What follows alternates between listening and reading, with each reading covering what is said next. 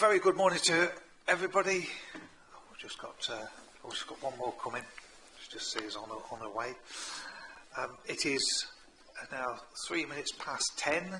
Apologies for the slight delay. We had one of our members caught up in a traffic incident, so hence the slight delay. Warm welcome to this Environment Overview and Scrutiny Committee. My name is Councillor Ian Selby and I am the Chairman of the Environment Overview and Scrutiny Committee, and I will be chairing this meeting today. My Vice Chairman is Councillor Emma Baker.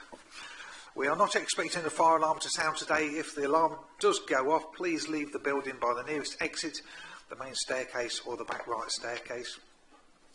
The assembly point is on the green directly outside the front of SK House. If anybody present should require assistance in such circumstances, please can you make yourselves known to a member of the council staff, please. Please can you ensure that your mobile phones are switched off or turned to silent for the duration of the meeting. Please be aware this meeting is being recorded live. It's been recorded and live streamed on the public eye on the council's website.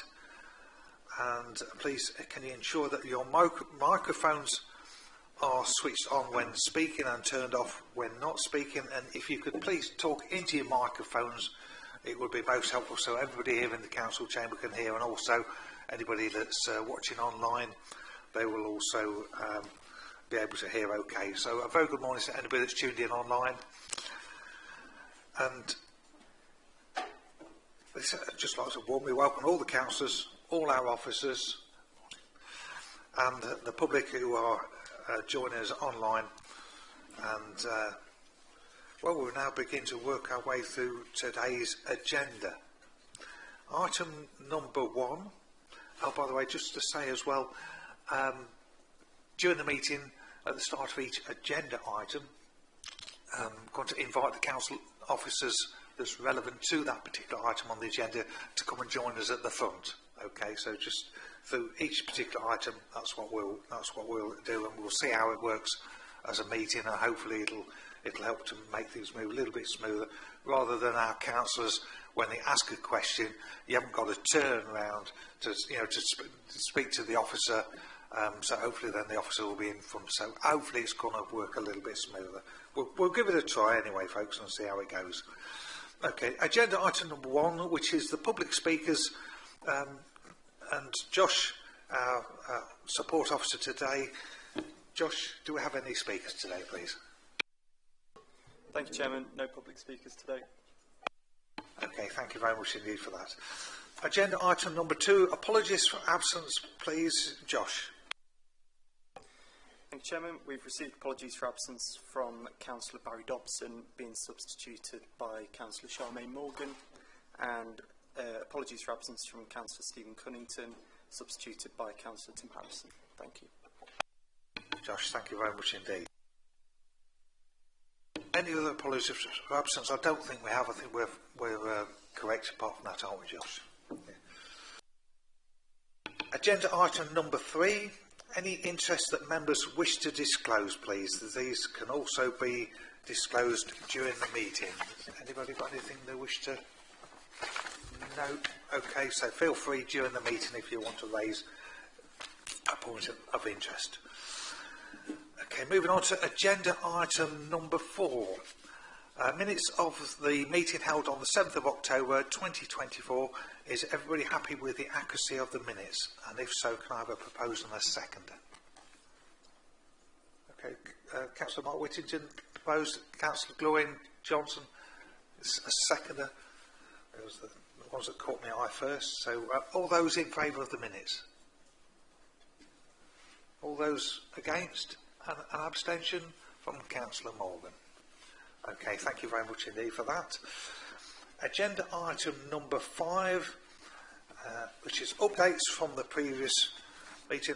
The action sheet is on page 15 of the agenda, and as you can see, all the actions were completed. Any comments? Anybody wish to make a point? We move on swiftly because we've got a big agenda today. All happy to move on? Okay, excellent. Thank you kindly for that. Agenda item number 6. Announcements or updates from the leader of the council, cabinet members and head of paid service. Does anybody have any announcements? Councillor Rhys Baker, the cabinet member for the environment portfolio, please. Thank you, Mr. Chairman. I can't see him, so if either the chair or vice chair look a little bit fed up with me waffling on, can someone just give me a little wave? I don't have any cues from the chair anymore, and we all know that's dangerous for me. Lovely to see everybody. I just want to follow up on what I mentioned at full council and officially announce to this body that we won. The APSE Most Improved Waste Service in England. It is a huge, huge Christmas present, I think, for everybody involved, both in the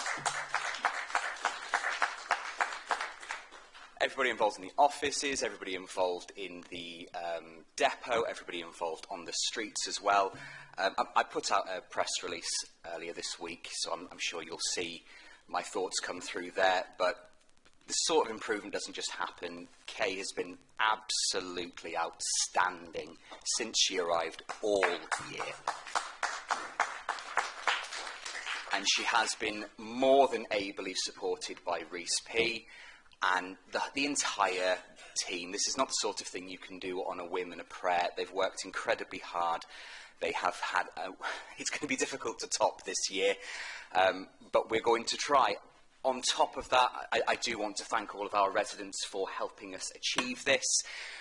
We know that there's been some significant changes to waste over the last year, and we know that whilst our crews work in all weathers, all conditions, and really are the public face of the council, this is a team effort with our residents, and I'm so proud to be part of a community that takes disposing of their waste seriously and environmentally friendly and responsibly. I'm so proud to be part of that community, so I am incredibly thankful. Am I on camera? Thank you to anybody watching, thank you to the community. It is an outstanding achievement, and it is down to everybody working together. We're obviously not going to stop there. You've got a number of notes on your agenda today that are how we're going to improve even further, but I just want to emphasise how proud I am of the department, and I hope that Rhys and Kay are equally proud, and they're proud of themselves as well, because they have done an absolutely outstanding job. Merry Christmas. Wow, I'll come on to you in a second, Paul. What a way to start the meeting, folks. Huge congratulations all round. I do recall that it seems not all that long ago. You know, the flack seemed to come in when we introduced new systems into things, and you know we weathered the storm, and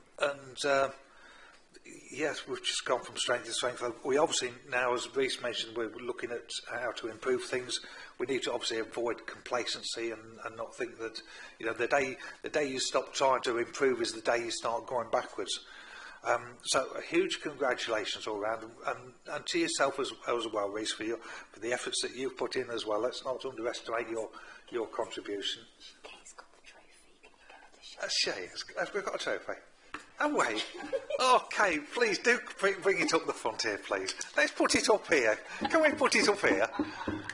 Well, why not? You know, it's a wonderful achievement. You know, say we took the flak at certain points, you know, and wow, pleasure to look at. It's like a present. Oh, look at this, folks. Look at this. There we go. For all the people that's online, just look at that. It says Performance Networks, APSE Performance Networks, Most Improved Performer 2024 winner, refuse collection. How about that? Would it be safe on there? Don't it be? Will that be okay there, Josh? Do you think? Yeah, that's a fair point. Let's hope we don't have to use the gavel. But is that all right there, do you reckon? Okay, that's absolutely fabulous. You get a nice box as well. Right, it's worth it just for the box, I tell you. That's excellent, thank you. Yeah, we recycle. Yeah, absolutely. Which bin does it go in? Yeah, that's it. Warmest congratulations all round for that. Councillor Portwood, you wanted to speak, please, Paul. Well, first of all, I think any improvement should be congratulated, so congratulations on that improvement. I would like to know a little bit more about how we were judged on what we've improved on. And I must say, I do get complaints from my residents, so I'm not at all sure where the improvements come from. I hope it has. What I will say is, certainly Kay and Reece Page have always responded well when I've contacted them for things. But I'm just wondering, if we judge on improvement, great, well done. What is that, an improvement on collections or recycling rates, or what is that? Could you give us a bit more background, please, on what the improvement is? Reece, before we go to yourself, I think Charmaine wanted to make a point, and I'll let you round up if that's okay. Harish, did you want to speak? Charmaine.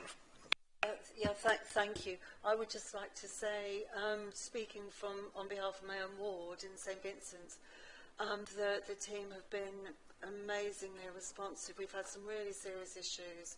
We are still working strategically, but on a weekly basis, the teams are having to go out, and the teams overall, Reece and everyone, have been brilliant at responding to the requests from our residents. So I can only say a huge thank you for that. Charmaine, thank you for that. Harish, Councillor Harish Bisnors. Well, thank you, Mr. Chairman, and thank you for all the teams involved in terms of the vast improvements that has happened.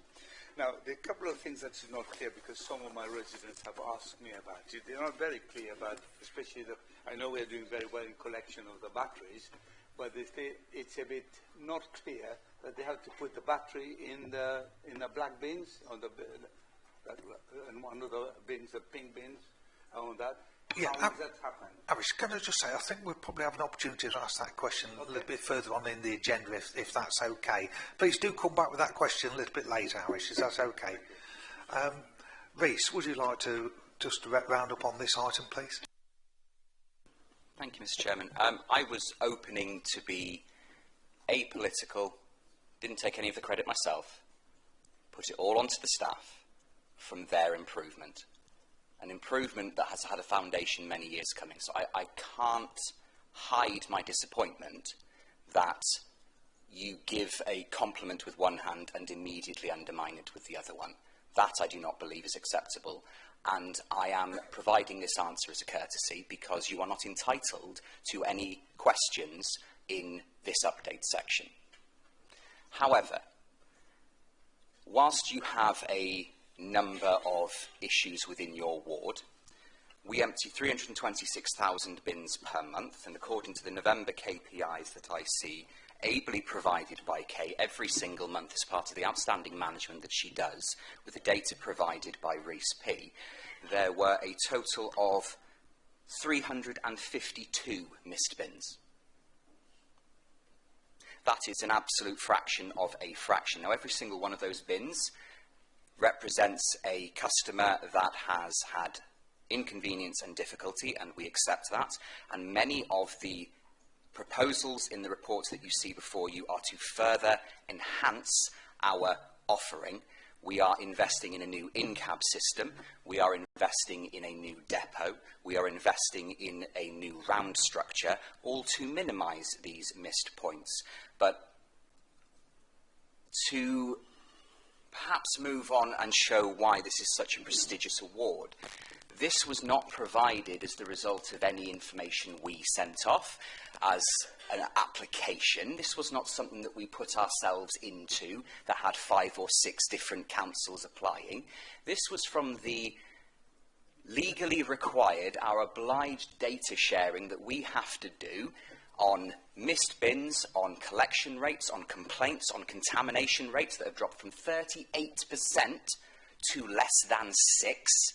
making it an incredible improvement and sending far more recycling for recycling rather than incineration. There's a whole suite of metrics that we have shown massive improvement on thanks to the outstanding leadership. So I'm going to end on a positive. I'm going to thank again Kay and Reece for their wonderful leadership for this national award showing that we are the most improved waste service in the country. And we didn't say that, a national body did. Okay, well, as the chairman, I invited comment, and I just thought it was appropriate to do so on this particular item because I just thought it was a worthy thing for fellow members to pass comment on that. So hence why I invited the comments on it. Okay, we'll move on from that. Just remember, folks, it is a seasonal goodwill, isn't it? Okay. Move on to agenda item number 7. And just to say as well, when we get to agenda item number 8, if Councillor Philip Knowles is not here, we're going to move that down the agenda until he does arrive. Okay, folks. So agenda item number 7. It's the fee proposal to consider the impact of changing the price structure for garden and bulky waste collections. The recommendation is to increase of £1 in respect of the garden waste and bulky waste charges for 2025 and 2026. And I'm going to come to my I'm going to come to Councillor Reece Baker first, and then my Vice Chairman. Thank you. Thank you very much. This committee has already given me extensive feedback on the bulky waste collection as a concept. That information was passed on, fed into a new report that went to Cabinet last week, and we had a wonderful cross-party, really in-depth, gritty discussion, I think, over the relative pros and cons, looking at the business case for the bulky waste collection service. That has since passed, thank you very much. It has been put forward into the budget considerations. The report in front of you today, ladies and gentlemen, is to ask you your thoughts, your scrutiny, your opinions and your input on the pricing structure, where you feel the pricing structure needs some input and some polishing. There are two aspects to this. There is the pricing structure for the bulky waste collection that we have already had a lot of detail over, and then there's the pricing structure for our green bin collection service. Both of these are optional services. They're not any service that we legally have to provide, but as we discussed last month, I think it's very important that we do provide them to give our residents that curbside option, particularly given how rural the district is, particularly given some of the vulnerable people in our district, helping them dispose of their waste sensibly and safely. None of us get into politics at any level, I would hope, to put up prices, to raise fees. However, we talked at length about the necessity of any offering that we provide to wash its face. We cannot subsidise everything and anything, and what we do choose to subsidise must be subsidised to a very strict set of criteria. So I'm not going to sit here and say that there is absolutely no risk to increasing that price. Increasing the price might, as it says in the key considerations, might cause some decrease in uptake. The modelling that we have seen, the advice from the APSE and Kay's extensive experience all make me very, very confident that the green bin service is very resilient to price changes, and the price change put before yourselves today is very modest, at £1 this year for each of those bins and then for the next 3 years. That is also a pricing structure for the bulky waste collection service. We are responsible for ratepayers' money. We are the custodians of ratepayers' money, and it would be financially unwise for us not to consider price increases when we look at the wider economic circumstances, the wider economic ecosystem, where inflation is running lower than it was, but still it ticks things up every year. We see particular pinch points in fuel, we see particular pinch points in wages, in national insurance contributions, pension contributions. So the price to deliver the service is not static. I am firmly of the belief that it is good economic management to ensure that the cost of that service is equally flexible. So the report in front of you today, ladies and gentlemen, asks you to, let me get the exact wording for the tape, asks you to recommend to Cabinet an increase of £1 in respect to the garden waste and bulky waste charges for 25-26. I am very happy to invite any questions, comments, suggestions, alternatives or scrutiny. Thank you. Rhys, thank you very much indeed for that. Paul noted. Councillor Baker, you No, Paul, sorry, Paul. I've got you on. I've got you on my list, Paul. So please, I've got a couple of other speakers first. So please bear with me. First of all, good morning to our Chief Exec, who's here today, and also to our Leader of the Council, Councillor Ashley Baxter, and also Richard Wiles is here with us today as well. So Richard has asked to speak. So I'm going to go to Richard first, actually, if you'd like to, Richard. Thank you, Mr. Chairman. Just to kind of try and be helpful, the context of this debate will go into the joint scrutiny meeting of the budget proposals, which will be on the 14th of January. So, with respect to the report, it won't be a recommendation to Cabinet. It would be fed into the scrutiny meeting on the 14th. So, there'll be an opportunity for more members to contribute to this particular debate. So, it'd be helpful for this committee to give its intentions of what it thinks is appropriate for the fees and charges, but we'll build it into that joint report. The other thing to mention is, I think Councillor Baker referenced future year increases. Clearly, the Council cannot bind future budgets in that way. So again, it can give a statement of intent of what it might want to see in future increases, but they will be dealt with prior to each financial year. So the 26-27 debate on fees and charges would be had around this time next year. So, and I think the Council would want to not tie itself down too early anyway in terms of what proposed charges may be for those subsequent years, because clearly they are driven, as Councillor Baker says, by external factors. So it will be premature, I would suggest, to start thinking about too much what those future year increases may be, but they would be dealt with at the same point of the cyclical cycle of setting budgets. Thank you. Richard, thank you very much indeed for that, most helpful. Yes, we are a scrutiny committee, so therefore we can only make recommendations to Cabinet, okay? Now I've got a list here in front of me, and I've got Emma on my list, I've got Paul, I've got Mark, and I've got Charmaine, okay, and Paul Martin as well. So that's the order I'm going to take, and if anybody wants to add to that list, please do acknowledge. Okay, Councillor Emma Baker. Hi, yeah, thank you, Chair. I've just been, whilst I was looking at this, it kind of just kept coming to me that these are two separate items, and I feel like we are blanket covering them by saying £1 for both. I think they need considering as two separate items. So I'm going to propose, please, to the committee that we actually look at them both separately. So if I could get a proposer and a seconder, I'd really appreciate that. So obviously that's up to you, Chair, but thank you very much. Okay, I think Councillor Charmaine Morgan's seconding that. Yeah, you propose yes, it, obviously, and Charmaine seconded it. Okay, I'm going to come to Councillor Paul Wood next, please. I was just about to say, I've obviously raised some concerns with Councillor Baker about complaints. We're a scrutiny committee, so I think it's important, if you do get complaints, to project those from your residents to this committee and to Councillor Baker. Right, that said, on this item in particular, I don't have a problem with it at all.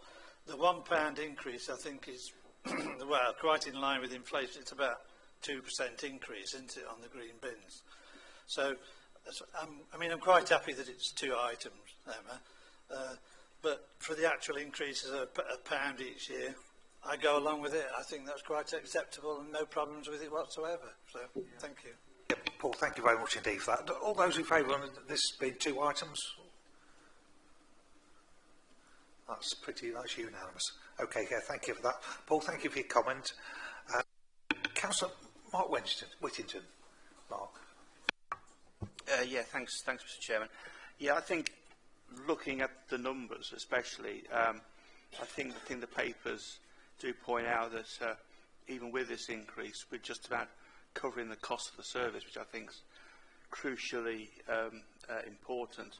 I think, as Councillor Wood has said, the increase is, I actually think it's probably slightly less than the current rate of inflation. So my question would be, are we sure that £1 is enough? And I'm not sort of saying it should be more, but I'm just asking the question, you know, and I'm pleased that Richard Wiles is here on that, because obviously I believe with this sort of service we're not allowed to make a profit, but we are allowed to cover our costs.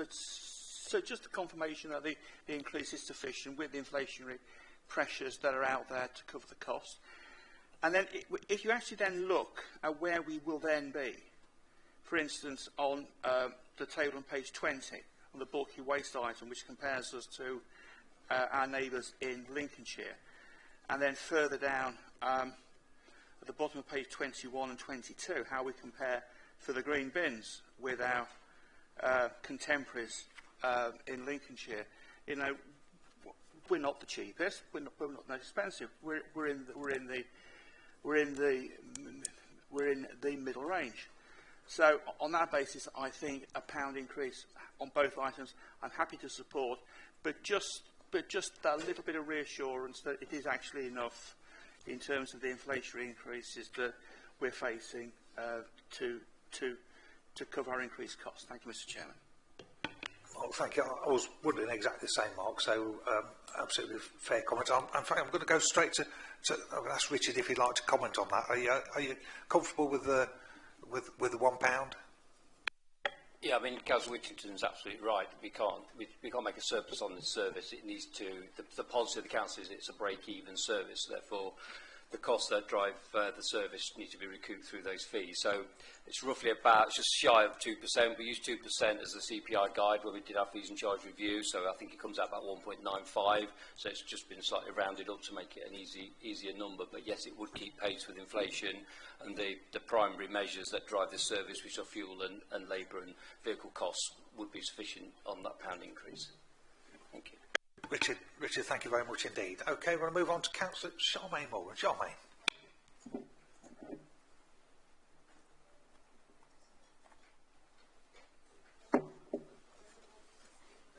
Can you turn your microphone off? Thank you. I think it depends on what our strategic objectives. Sorry, I think it depends on what our strategic objectives are. I was happy to second Councillor Baker's proposal because I think they are two completely different things. If you look first of all at the bulky item waste, certainly I know in my ward the issue there is fly tipping. Landlords emptying their properties on a regular basis and leaving items out in the street. Plus a very low income area as well, among the poorest actually in the county.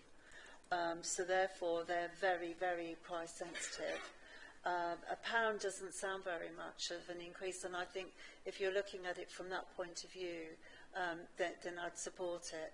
However, I think actually when you compare us perhaps to other areas, we're actually charging more for the bulky waste items, and I don't know if now's the time, but perhaps considering reducing the fee to encourage more use of the correct mechanism for getting rid of bulky waste. I was going to ask Richard if it's possible to, in effect, cross-subsidise between bulky waste and green waste. Is that something that's doable or not? Just be interested to know. On the reduction of the green waste collection, is our objective there to actually reduce green waste? Because if we're talking about the second bin, no issue with the first bin, but the second bin, shouldn't we really be encouraging, if people have got 2 lots of need, probably implies they've got bigger gardens, and actually should they be in fact composting and doing things themselves and be encouraged to on site. It's always struck me that the second bin we really should be charging more for. However, again, if we're meeting our overall costs and we've got the constraints around can't make a profit, etc., I think my understanding, I'll be happy to be advised on this, is that it can require a second trip of our waste collection team to go out because of the second bins. So that's putting more work on our already stretched resources. So I'd be inclined to use this strategically to discourage the use of the second bins because of that. And I'd be really interested to know what the operational impacts are of that extra load. Okay, yeah, thank you, Charmaine. There's a little bit there for us to chew on, if you like. Caleb, would you like to come in on that? Are you happy to? Yeah, I mean, in terms of the operational impact of the second bin and the encouraging composting, we would always want to encourage home composting. And me and Councillor Baker have been in discussion about what we can do and what initiatives are out there, and we can look at building into the current service provision that we provide. We probably at the minute aren't set up operationally for delivering compost bins ourselves, but there's some wonderful companies out there that work really closely with local authorities to encourage this, and we can definitely look into that. The operational impact of the second bin. So we are finding that our weights are pushing up, and that does sometimes mean that in the heaviest parts of the growing season, if you like, we do struggle to get all of the bins on within our current resources. And so it does definitely, have an operational impact. But that being said, we can try our best to kind of staff up and resource up and down to that. So we can try and manage that, but yes, ideally we would always want to provide kind of that incentive to compost at home and the provision for it. So happy to look into that. Yeah, thank you for that, Kaylee. Obviously, whatever we recommend today, the Cabinet, it's obviously their prerogative to decide whatever they decide. So, at least the feedback will be helpful for them for making a decision, is what I'd like to say. Rhys, did you want to come in on this, please? Thank you, Mr. Chairman. I really like the feedback. If I can take a few at length, Mr. Chairman. Thank you to Councillor Wood. Completely agree, scrutiny is important. I was just making a point on the context. I've stood up in this chamber and suffered the slings and arrows, always happy to do so. Councillor Whittington has a wonderful insight into this as the former portfolio holder and a committed environmentalist himself. Are we sure that a pound is enough? We've run a series of models of different sizes, whether we do a larger increase for the first item, smaller increase or no increase at all for second and third items, whether we up particular items like fridges, whether we have a large input for the first green bin or the second green bin. We've modelled all of these, and we are confident. I've had long conversations with Mr. Wells, and Kay has reassured me that she is confident with whatever option is chosen. So probably not for this meeting, but I'm happy to take you through the modelling. If you're interested, happy to send that through. And I really welcome your point on page 20 to 23, the comparisons with our contemporaries. We are in the middle. We're not the cheapest. We're not the most expensive. And to that, I would add that every district has its own challenges. We, for example, empty 326,000 bins a month over 350 square miles, some of this down some very shaky roads with some very skilled driving needed, particularly at this time of year. Lincoln or Boston might not have that same challenge. So it is very, very difficult to directly compare on pricing, because you have to look at specifically what that pricing is paying for. What are those districts funding? I am very comfortable with where our pricing is at the moment, because we're not at the top by a ridiculous degree. We are not so much higher than our neighbours. If we were, I think we would need to start looking at what we were doing operationally, but we're not. Obviously, we would love to be at the bottom. We would love to have the cheapest service, but this time of year we're all buying Christmas presents. We've all got a number of different options on our hands, and we all know, particularly when buying for our loved ones, sometimes cheap is not cheerful. And I would prefer a service that is very well invested and does its job very well, with, as I say, only 326 missed bins in November, than perhaps undercutting, undermining, or putting too many demands onto an already very hard-working staff. We're going to see more about our strategic objectives in the waste strategy. I'm really pleased that Councillor Morgan is talking about social deprivation. They are incredibly sensitive. Some areas are incredibly sensitive to price changes, and there are other discussions that we are having at Cabinet level on how we protect our most vulnerable residents, but they're not yet at a position where we can discuss that. Hence, as Mr Wells has said, they will be going to the Joint Scrutiny Committee for the budget. So that will get scrutiny, it's just not ready for this body.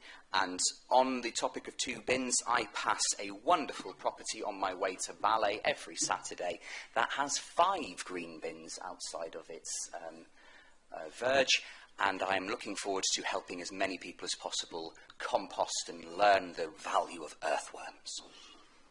Rhys, thank you for that. We've still got some more speakers, by the way. I've got Councillor Paul Martin to speak next, then I've got Harish on my list, and I've also got Emma as well.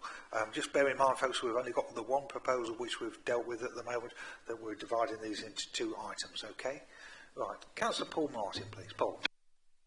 Thank you. I can see that the casual garden waste advisors are being advertised online at the moment. You need 2.5 people, looking at this roughly, for 11 weeks to answer the phones, I guess, to deal with green bin applications. Is that correct? I was just wondering, is that cost included in the numbers we've got here on the sheets?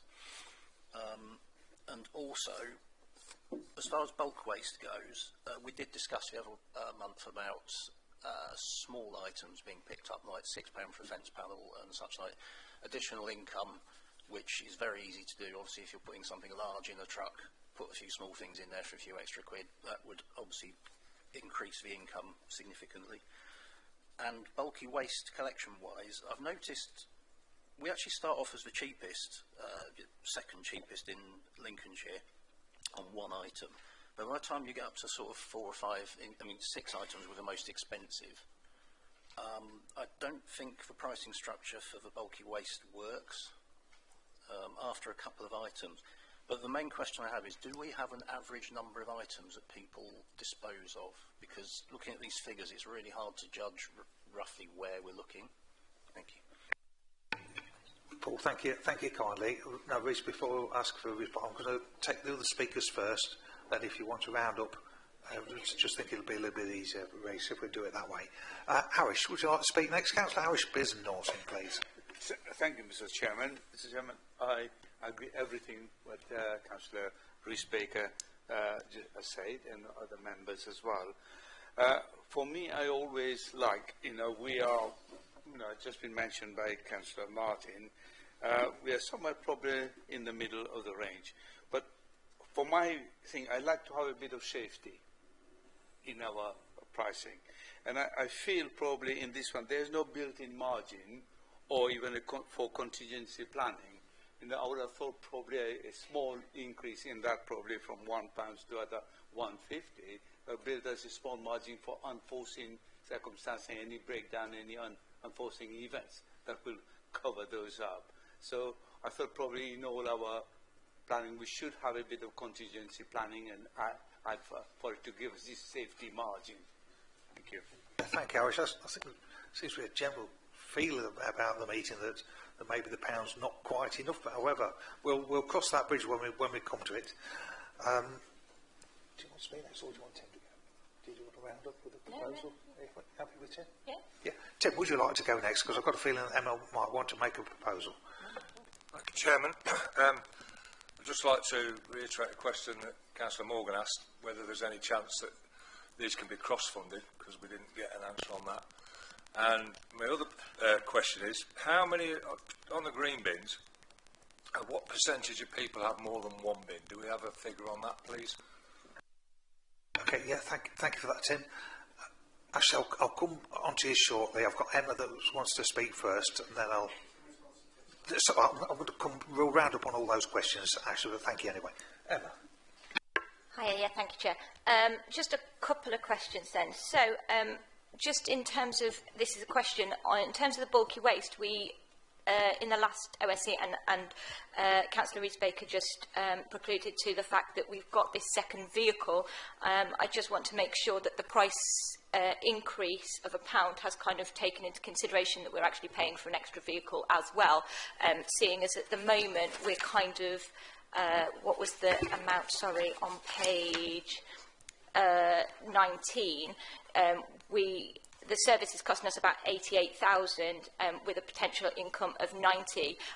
So obviously with a second vehicle, I'm just wondering, is that going to balance? And then my second question is in terms of the green bins, and it's just a query really probably for Kay, but what sort of price increase would we need to see, or has been seen in other councils, for a significant drop in its use to occur, please? And then I just wanted the same question, so what percentage of households have green bins in SK as well? That would be great. Thank you. Emma, thank you. I've got a number of questions that need answering here. Who would like to go first? Kate, do you want to come first? Yeah, I've got a bit of a list, so I'll work through. Let me know if I've missed anything. So in terms of the casual phone staff and the contracts for those, so the garden waste service is seasonal in terms of, we know we have a big peak at certain times of year, and so there are quite a lot of costs attributed to it that are in line with that seasonal demand, and yes, they are all taken into account in our budgeting, so that's all included within there. The garden waste service, I think, like most of the waste service, but it's probably more visible, it's a whole council effort. You see the bins getting emptied, I think, at the front end, don't you? But we've got all customer services and everything in the background, and we do try, wherever possible, to include those costs to make sure that what we're presenting you is fully reflective of the whole service costs, and that does cut across the council, so hopefully that should be accurate. Also, in terms of the, do we have an average number of items? I don't have an average number, I can look into it, but I do know we have a very large kind of disproportionate amount of first items. So we start to trail off as we go through the items. So I think an average might be fairly misleading in some respect, because also you've got things like your fridges and your freezers, which are charged as a first item. So when they come through to our figures, they're charged slightly differently. So it's quite complex in the background how we work out how many items a household have. But generally, the weighting is on those first and second items, but I will get you that average figure. We'll look at how we can figure that out for you. But we find the more items you get as you go up the scale, the less we don't have as many as households, for example, requesting 4 or 5 items. It's very unusual. We tend not to get that too often, but I can get breakdowns on those figures. The next one is around the margin for kind of unforeseen events and the fees having a slightly higher increase. To take that into account, we do try and factor that into our budgeting. So with any of our, when we're kind of looking at operational delivery, we're looking at vehicles and staffing, and we are aware that vehicles break down, staff leave, or there's times of peak demand. And so when we're, again, looking at our budget and forecasting forward, we're trying to take into account the fact that there may be times when we have an unforeseen event that we may need to respond to, especially in terms of vehicles breaking down or having accidents. So we have tried to include that in there, but we could look at interrogating that further if that's something that would be wanted.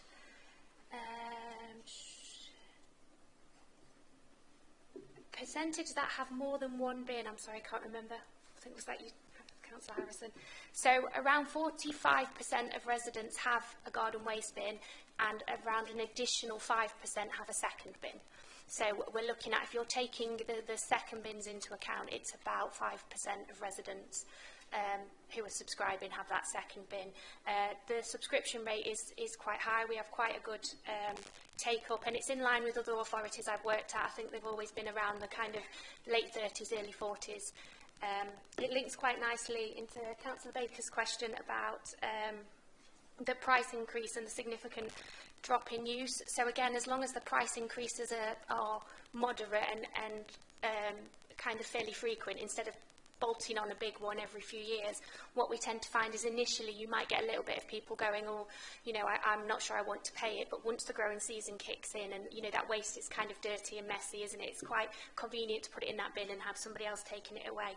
We find that there may be a delay in initially getting the uptake slightly, but once we get that first wet and warm bank holiday weekend, we see those numbers kick back in again, and the take-up isn't too affected by it. So I think as long as the price increase is fair and you know, and in line with what we can justify, I don't foresee, although we will get complaints, that it would be of detriment to the take-up rate overall. I think I've covered everything that I can cover there. Okay, yeah, I think you did rather well there, actually. There was quite a lot of questions there, and I was struggling to keep up writing down the questions, so I think you've covered them all. If any members think that the questions weren't answered, please let us know. Ashley's requested to speak. Ashley. Councillor Ashley Bax, the Leader of the Council. Thank you for having me. I wanted to talk about the figures and whether it's £1 or £2 or £5 or no pounds. These are estimates. They're good estimates. They're professional estimates, but they're not bulletproof. If you come back in 2 years' time, they might be slightly up or slightly down on what we're expected, and that includes the take-up on the one hand and the cost on the other hand. There might be a massive, I hope there is, a massive resurgence of home composting, which would mean that we were using less. Is that a good thing or a bad thing? That would mean less people taking up the service, but more people composting, so it's a win. And then the other thing that's been said is about the demographic of the people who are using the service. So, as Charmaine says, Councillor Morgan says, people with 2 green bins tend to be people with bigger gardens. That's a truism. There will be some people with tiny gardens with 2 bins. Who knows what they're up to? But the people who tend to use the service tend to be the people that can afford to use the service. And we've been looking at furniture in my house. We haven't replaced much furniture because it's very expensive. Go out and look for a settee and then take into account the cost of removing the settee. If the cost of removing the settee is £21 or £11, then compared to the cost of a new settee, that's nothing at all. I don't know how much you paid for your last settee. It was more than £21.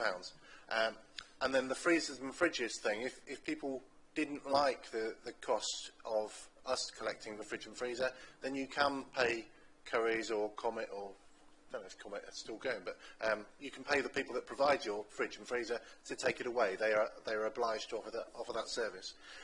Finally, a couple of people have asked a question about the cross-subsidy. It's my understanding that, yes, we cannot charge more than the cost of the service, but I appreciate clarification from Mr. Wiles. That ring fence, I'm not sure. I don't think the bulky waste itself is ring fenced, and I don't know if the cost of removing fly tipping would be within that ring fence, and I don't know if the ring fence is around waste generally or just around the chargeable services. And if there were any room for cross-subsidy, would that be allowed? I know when we spoke about car park charges lately, car park charges are ring-fenced for car parking services, but there's quite a loose definition of what car park services include, should we wish to use it for something other than painting white lines on a car park. Actually, thank you very much indeed for your comment. My sofa was a freebie, by the way, so it's less than the £20 odd. Now, Richard, did you want to comment on that? We need a proposal, please. So if we're taking these 2 items individually, but first of all, I'll come back to Richard if you'd just like to. Yeah, thank you. Feels a bit like an exam question. I think Councillor Morgan kind of touched on it really. It's kind of what are the policies and the objectives the council is trying to achieve from the charges it imposes, because clearly you could go for a subsidised approach where the general taxpayer contributes to the service as well as those that directly use it. Council previously has taken the position that both these services will cover their own costs, but it is perfectly permissible to charge for as an example, to freeze the bulky waste proposal that's presented today and put £2 on green waste, because the service is a collective, and they're component service delivery points within the collective service. So if the council wanted to suppress bulky waste charge increases to encourage or discourage fly tipping activity, then it could cross-pollinate that fee increase onto green waste. Our history shows us that green waste is price insensitive. As Kay says, there's a normal reaction, but the reality kicks in and the customers realise the benefits outweigh that disruption to the cost increase. And on a trajectory, green waste services has only ever grown, excuse the pun, because people appreciate the service and appreciate the convenience. So I would suggest if the recommendation was £2 on green waste, we would not see an adverse reaction to that service, and you could cross-subsidise that through suppressing bulky waste. That would be permissible if you wanted to do that, but that's obviously not what's being presented. Thank you. Richard, thank you. That was most helpful. Can I just come back on that? Okay. Yeah, sorry. Can I just come back on that, Richard? Because that would imply that the same amount of people are using bulky waste and green waste for that to kind of cross. And do we have the numbers that that would work? Because otherwise, surely, if we have more people that take green waste than bulky item waste collection and we're just adding £2, we're actually going to lose money, aren't we? No, my tactic was the opposite. There's more green waste customers. If you put another £1 on green waste, you'll get more income than suppressing the bulky waste. So that was my cunning plan, but you've found me out, sorry. That's fine. That's what I wanted to know. Which way would we be more beneficial? Thank you. Before Tim, Paul indicated it earlier. He did indicate it. So, Yeah, Mr. Chairman, Councillor it was just, I'm quite happy to propose the recommendations, if that's what you want. So, yeah. So, the suggestion has been £2 for the green bins and freeze on the bulky waste. Is that a seconder there? Oh, Councillor, thank you, Irish, but Councillor Morgan to second that proposal. Was you happy with that, Paul? Okay, now I've got.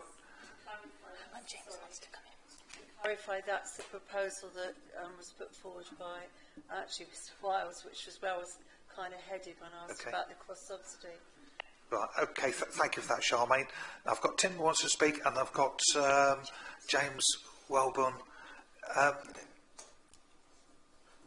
Is it a procedural issue, James, that you wanted to come in? Okay, they'll come to Tim if that's okay. James.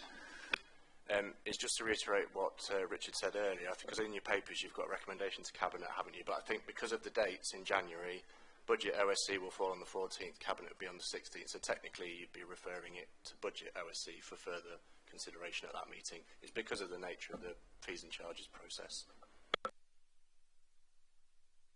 Okay, folks, so this is this obviously go to the Budget OSC, and then it'll go to Cabinet following that. James, thank you for that. Tim, would you like to come in? Councillor Tim Harrison, please. Thank you, Chair. The reason I asked about the percentage of people having a second bin, because there's the option that we bring the price of the second bin or third bin or fourth bin, as Reece said he's seen, up to the price of the first bin and not increase the first bin. So that each bin will be the same price, and then that will cover any increases then that you wouldn't need it, so you won't need to put an increase on the first bin. It's just an option there, and I wonder whether that would be more acceptable. As we said, generally speaking, if you've got more bins, you've got bigger gardens, and you are generally more affluent. Okay, yeah, thank you for that, Tim. I think maybe can we put that as forward as feedback for the Cabinet to consider, for the Budget OSC to consider, and then it to go to Cabinet. Are you happy with that, Tim? Because otherwise, we're asking, otherwise it would be an amendment or whatever. Now, we're doing well on time, I have to say, folks. We really are. Councillor Mark Whittington's indicated to speak. Mark, come on, you go next, mate. Thanks, Mr. Chairman. I can't support putting the whole increase on the green bin waste, because we've got two financial models here. One for One for the bulky waste item, and we've been assured by the Director of Finance that a £1 increase is sufficient for us to meet our costs on that. Similarly, for the green waste, another financial model, and again we've received the assurance that a £1 increase is sufficient. If we put it all on the green waste, potentially we were making a profit, in inverted commas, on that, which I don't think we're allowed to do. So, from my perspective, I cannot support the entire increase going on to green bins, and I'll have to vote against it. I'm more than happy to vote in favour of £1 on both green and bulky, but I cannot support it all going on to green. Thank you. Well, there's no problem whatsoever with that. Thank you for your comment. Charmaine. Thank you. Still defending the keeping down the bulky waste cost. I'd be interested to know if our bulky waste costs include the costs that we're having to do of dealing with the fly tipping. Because that I think we almost can't ignore that as part of the picture. I'd be really interested to see. So I'm going to stick to my support of the idea of at least fixing. I'd ideally actually like to reduce slightly the bulky waste cost. But Councillor Baxter is right. I've recently had a number of items picked up, and we compare with Currys, for example, on our pricing at the moment. But I think if we can keep that stable, that price, and as has been said, it looks like we can cross-subsidise to the degree, but I think we should be doing that. Okay, I'm going to ask Kaylee to respond to that. Then we're going to go to a vote. I think we've had quite a bit of feedback there that will go forward to the budget. Oh, sorry, yeah, one more speaker as well. Sorry, I forgot. Ashley wanted to speak as well. And then I'll go to the vote. But as I say, there's been quite a bit of good feedback there that will go forward, you know, to the budget OSC. So, you know, all comments are noted. Kaylee, would you like to come in there, please?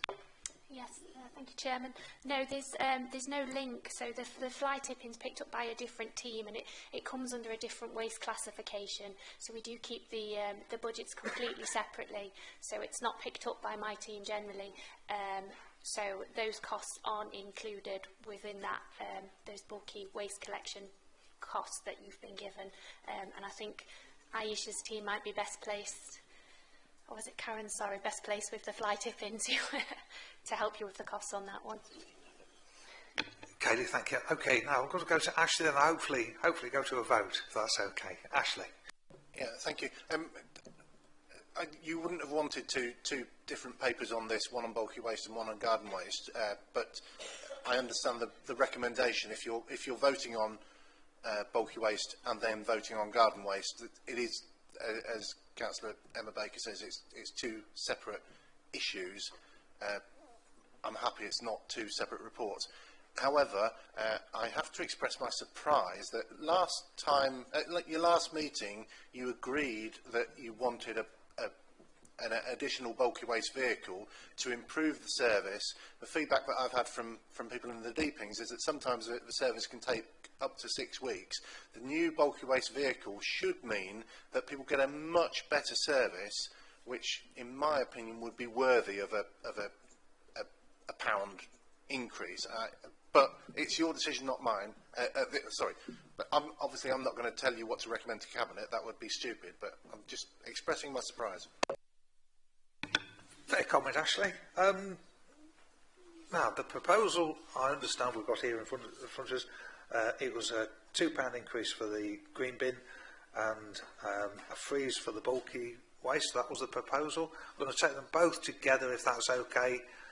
All those in favour of that proposal that came forward and seconded. That's 1, 2, 3.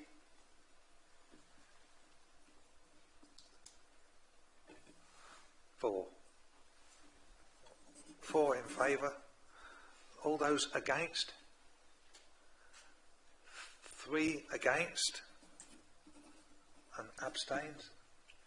1, 2 abstentions. So that's, as I say, it's only a recommendation. It's there for, you know, if the Budget OSC decide to recommend something else, that's absolutely fine. I've actually just taken the vote, Mark. I was just asking, Mr. Chairman, for my vote against to be formally recorded. Absolutely, Mark. Yeah, no problem. So just record Councillor Whittington's vote against. That's absolutely fine. Right, well, that's that item, folks. That'll come up for discussion again at the Budget OSC. Right. Agenda item 8. Councillor Philip Knowles, would you like to come down the front, please, Philip? Because we're having the cabinet members down the front, and we're alternating the officers. Philip, can you turn that microphone off, please? You've just...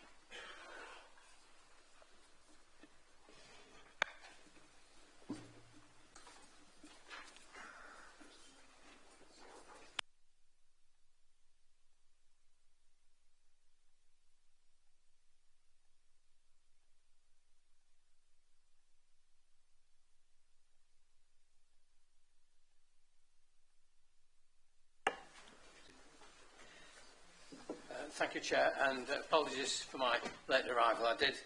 Sorry, Philip, just one moment, please, Philip.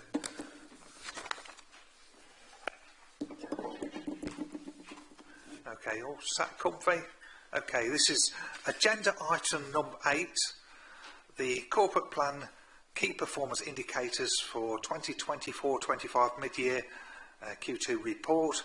The report outlines South Kesteven District Council's performance against the corporate plan 2024 to 27 key performance indicators KPIs from July to September 2024. The recommendations reviews and scrutinises the performance against the corporate plan key performance indicators in relation to the delivery of the corporate plan 2024-2027, and this is just for noting.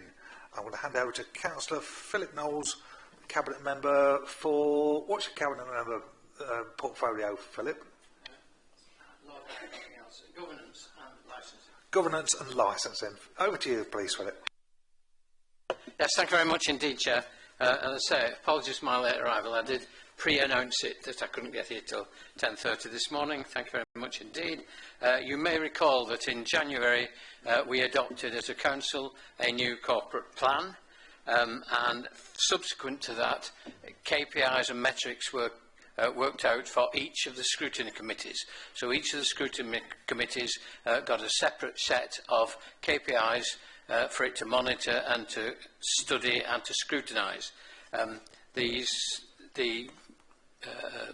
metrics for environment were 12 action points, 1 or 2 sub-points obviously, but 12 basic action points, and these are the ones that are measured for this scrutiny committee. 8 actions of the 12 are now rated green overall. These are actions which are on or above target as planned. 2 actions are rated amber. These are actions which are currently below the planned target, and 0 actions are rated red. Now, my maths isn't that bad that I don't realise they don't add up to 12, but 2 actions are not rated yet, because either the actions are consequent to other things that are taking place, or because we've not got data at this stage. So, of the 12 actions, 8 are green, 2 are amber, and 0 are red. 2 not yet on the screen. At the end of this committee round, all reports will be uploaded to the performance reporting page of the website in the new KPI Power BI dashboard, and all member briefing on the dashboard and the Council's wider efforts to enhance transparency is planned for the new year, so you understand and be able to manage the new dashboard as it transpires. I present this report to you as you know, it's for noting and for scrutinising, and Charles is about somewhere. If there is a problem, he will, not quite behind me, but he's near enough behind me at the moment. He will have any information on detail should you wish to for it. Thank you very much, Chair. Philip, thank you kindly. Okay, it's looking okay at the moment. Charles, did you want to comment? No, thank you, Chair. I think Councillor Knowles covered everything exactly. Yeah, exactly. Yeah, thank you kindly. Okay, any members wish to comment? Councillor Mark Whittington, please. Yeah, thanks, Mr. Chairman.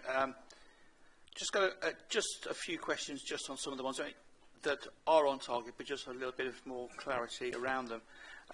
The first one is on the first one, actually, the Climate Reserve Fund. And obviously, it's good to see that some projects are being funded. I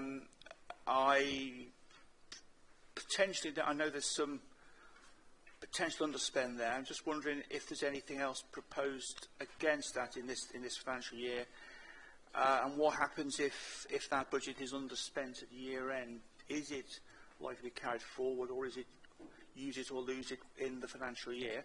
That's the first question. The second one is really just a comment. Great to see we got the tree officer in post now, and we can start on that tree wilderness action plan, which I think is fantastic news.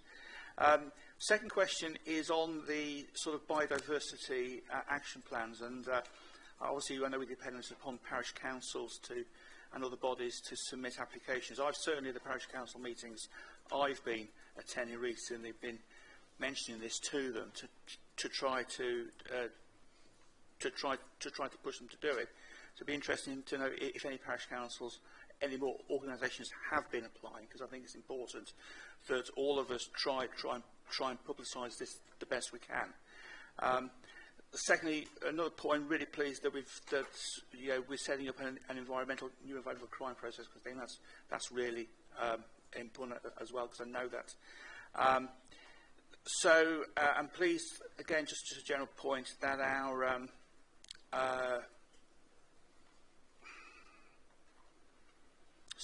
that our contamination rates are coming down, which I think is really, really good. In terms of the mandatory food waste collections, I'm understanding from the government they are now putting a limit, supposed limit on the total number of bins at 4. So I'm presuming that when we do mandatory food waste, that will be our 4th bin. I know it's not a bin per se, it's a caddy. So my question is, when is the bin not a bin? Is it a bin? Is it a bin when it's a caddy? And how that potentially will that qualify under the definition of the 4th bin? And that's it, Mr. Chairman. But really pleased to see that the majority of these are on target. Thank you. Well, thank you very much indeed. I'm going to invite any other questions. No, just see if there's any more questions first, will it? Then we'll come back to them. Charmaine's got a question, I believe. So Paul, Paul's indicated to speak, have you? Have you indicated to speak, Paul? Yeah, okay. So I would have come, Charmaine, then come to yourself, Paul. Is that okay? Charmaine, please. Well, first of all, just on the trees, I've had some feedback from local residents to give an idea. In Dysart Park, previously, we were cutting down trees. So 43 stumps were counted in a recent survey by very interested residents, and delighted to see we are now planting back trees where we once lost them. But I've got a question, and forgive me, it's because I'm substituting, so this may have been covered off before, but on our last target, Enviro 15, we seem to have an issue with regards to the home upgrade grant scheme and getting people to sign up to that. Can somebody just give us some background and explain what the issue is? And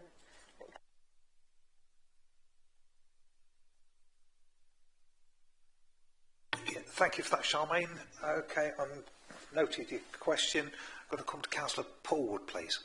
Thank you, Mr. Chairman. It's about the depot, my questions are.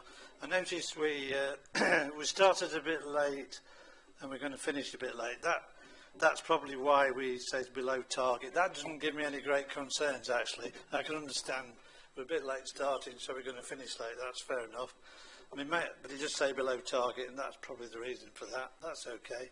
My main question is about the appraisal of Alexander Road Depot. It says we're on target. I wonder if there's any update on that.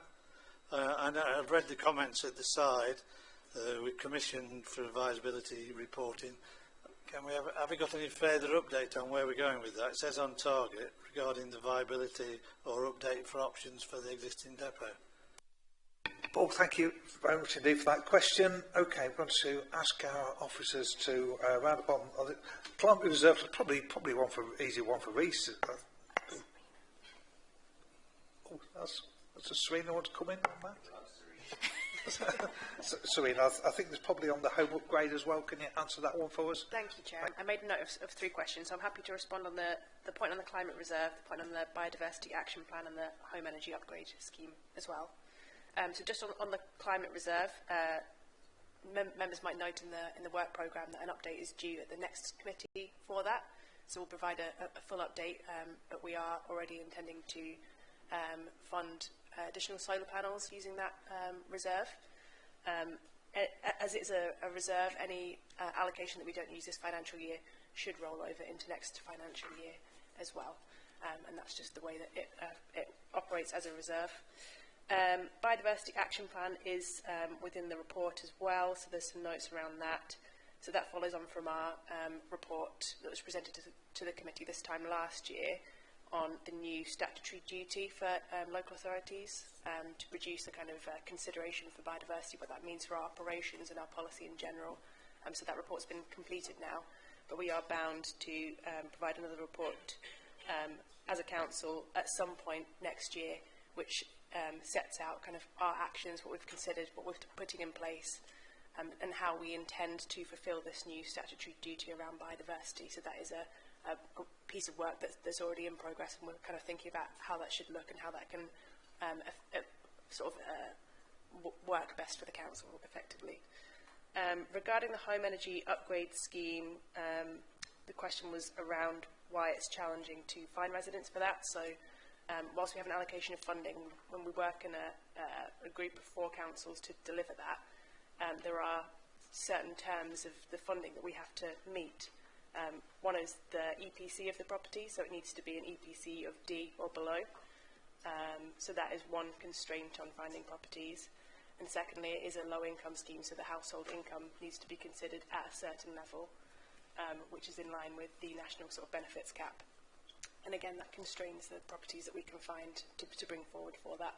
Thirdly, the way that the funding is administered for the last 2 financial years is restricted to properties which don't have a gas boiler for heating. So we'd be thinking a lot of kind of rural properties that have solid fuel or oil boilers or something like that. So that's a third constraint. So when you start to put all of those constraints together, you can see how it becomes more and more difficult to find eligible properties. And then sometimes the resident is just not the right time in their life around other commitments for kind of disruptive upgrades as well.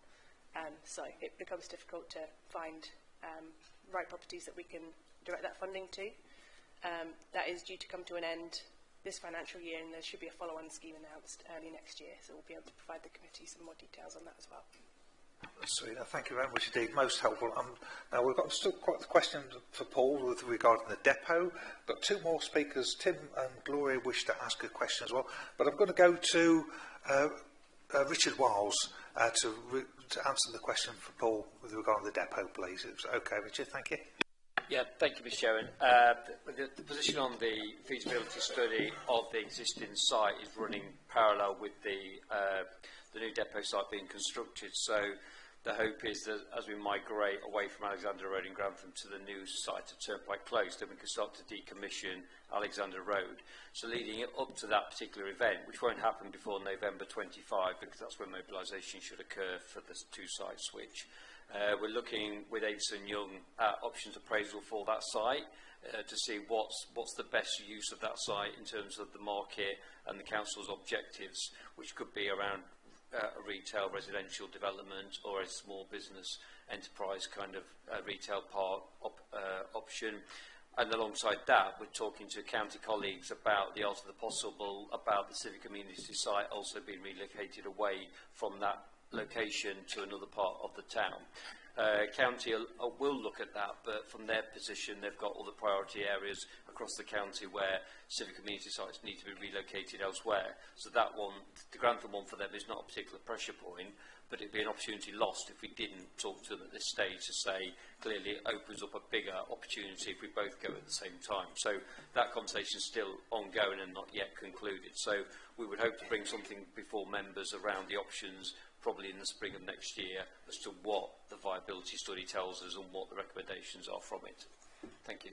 Yeah, thank you, Richard. Obviously down to good communication and cooperation with the county on this, and hopefully that will happen as we move forward. Councillor Tim Harrison. Tim. Thank you, Chair. Just a question on page 32, page 4 of the report, Enviro 13. The target was construction commenced on July 24 and construction completed in March 25. Obviously this was delayed and we had value engineering reports and everything done. Well, we all know value engineering generally means you're getting less bang for your buck, so there's less work to be done. I'm just wondering why the construction time then has increased by 50%. So we've gone from 8 months, the original target, to 12 months on the new target, and we've got value engineering included in there. Somebody give me an answer on that, please. Okay, yeah, thanks for that, Tim. Was it on the same subject, Gloria, your question, by any chance? Because I'll come back to you in a second, if I may. I'll just get an answer to that question first. Richard, would you like to come in on that, please? Yeah, I'll be honest, I don't recognise March 25 as ever a completion date on this particular project. If you recall, Council only approved the expenditure on this in September 23. We didn't go to the market until post running parallel with planning, so we didn't get bids back till April 24. It was always going to be a 12-month project, but as Councillor Harrison says, members will recall the 2 bids we got, both were over the allocated budget, so there was a period of time spent on value engineering, as we call it, which is trying to drive those costs down within the budget level that Council had set. So I don't recognise March 25 as being a realistic date, but to be fair, those dates were put in this plan quite early on, so they weren't running alongside that project, which was live at that particular point. So the November 25 is a realistic time frame and is regularly reviewed by the Finance Committee. Thank you. Richard, thank you for the reply. Gloria, Councillor Gloria Johnson. Thank you. Richard's partially answered my question. I just wondered why we were getting involved with Lincolnshire County Council. But the other question that I wanted to ask, when we first decided to go ahead with this project a number of years ago, we talked about Alexander Road being part of it for council houses. Is that still in the melting pot, or has that gone? No idea. Richard? The options appraisal absolutely talks about all the potential end uses. I think it's a problematic site in terms of not only its location but its prior use, so it could be heavily contaminated because those historians amongst you will know that it was the original canal basin and then it's been turned into an industrial use for at least 40 years. It's also surrounded by heavy industrial uses elsewhere as well, so I don't know if it lends itself particularly to residential, but that's clearly one of the options that the consultants are looking at for us. The conversation with the county is purely at this stage speculative, because it makes perfect sense to talk to our neighbour at the same time as we're looking to relocate, because some of the pressures in that part of the town are traffic demands in that location, which is a very tight, people who know it will know it's a terraced area. It's heavily populated at the weekends by vehicles visiting the civic site, so to help those residents it would make sense to try and relocate the civic site at the same time, but clearly we're not in control of that. That's for the county to decide. Thank you. Richard, yeah, thank you very much. Okay, just looking at time management, I think I'd like to round up this one now, and it is the report, it's for noting, isn't it? So, all happy to note it? All those in favour of noting it? Okay, wonderful. Right, well, we'll move on now. Would you like a comfort break, or shall we crack on? We've got 1, 2, 3, 4 items, 4 major items left. On the, do you want to do one more, then we'll take a comfort break? Are you happy with that? Thank you, Chair. Vice Chair. Okay, we'll move on to the next item on the agenda, which is the draft Green Fleet Strategy. And I think it's Kay to come down the front. Kay Bozeman, and it's Councillor Rhys Baker to introduce this. This is agenda item number 9, Green Fleet Strategy Update, to provide an update on the initial draft of the Green Fleet Strategy, review the draft Green Fleet Strategy and recommend it to Cabinet for approval. A vote is required to Cabinet following this. So over to Councillor Rees-Baker, Cabinet Member. Thank you. Thank you, Mr. Chairman. This council has taken its environmental commitment very seriously over a number of years. Serena has already reported in previous meetings the incredible progress that we have made towards our 30% carbon reduction by 2030, and that represents warmer houses, more reliable electricity, lower prices than being exposed to national energy markets. One aspect that we have not yet started on is the fleet, and that is a significant emitter, but it's also moving a fleet from the early 21st century into the mid-21st century, having a set of vehicles that are fit for purpose, that do what we need them to do as reliably, as cheaply, and as user-friendly as possible. So this Green Fleet Strategy is a consolidation of lots of research, lots of information, lots of best practice. I was blessed to go up to Glasgow for the APSE Energy Conference in October, where I was delighted to see that some of the things that are now in this fleet strategy were already being discussed up there, already being done by some fantastic colleagues across the border, and all before we even attended that conference were already part of the conversations in South Kesteven. The Green Fleet Strategy describes how SKDC will reduce the environmental impact of our vehicles while maintaining high standards our residents expect.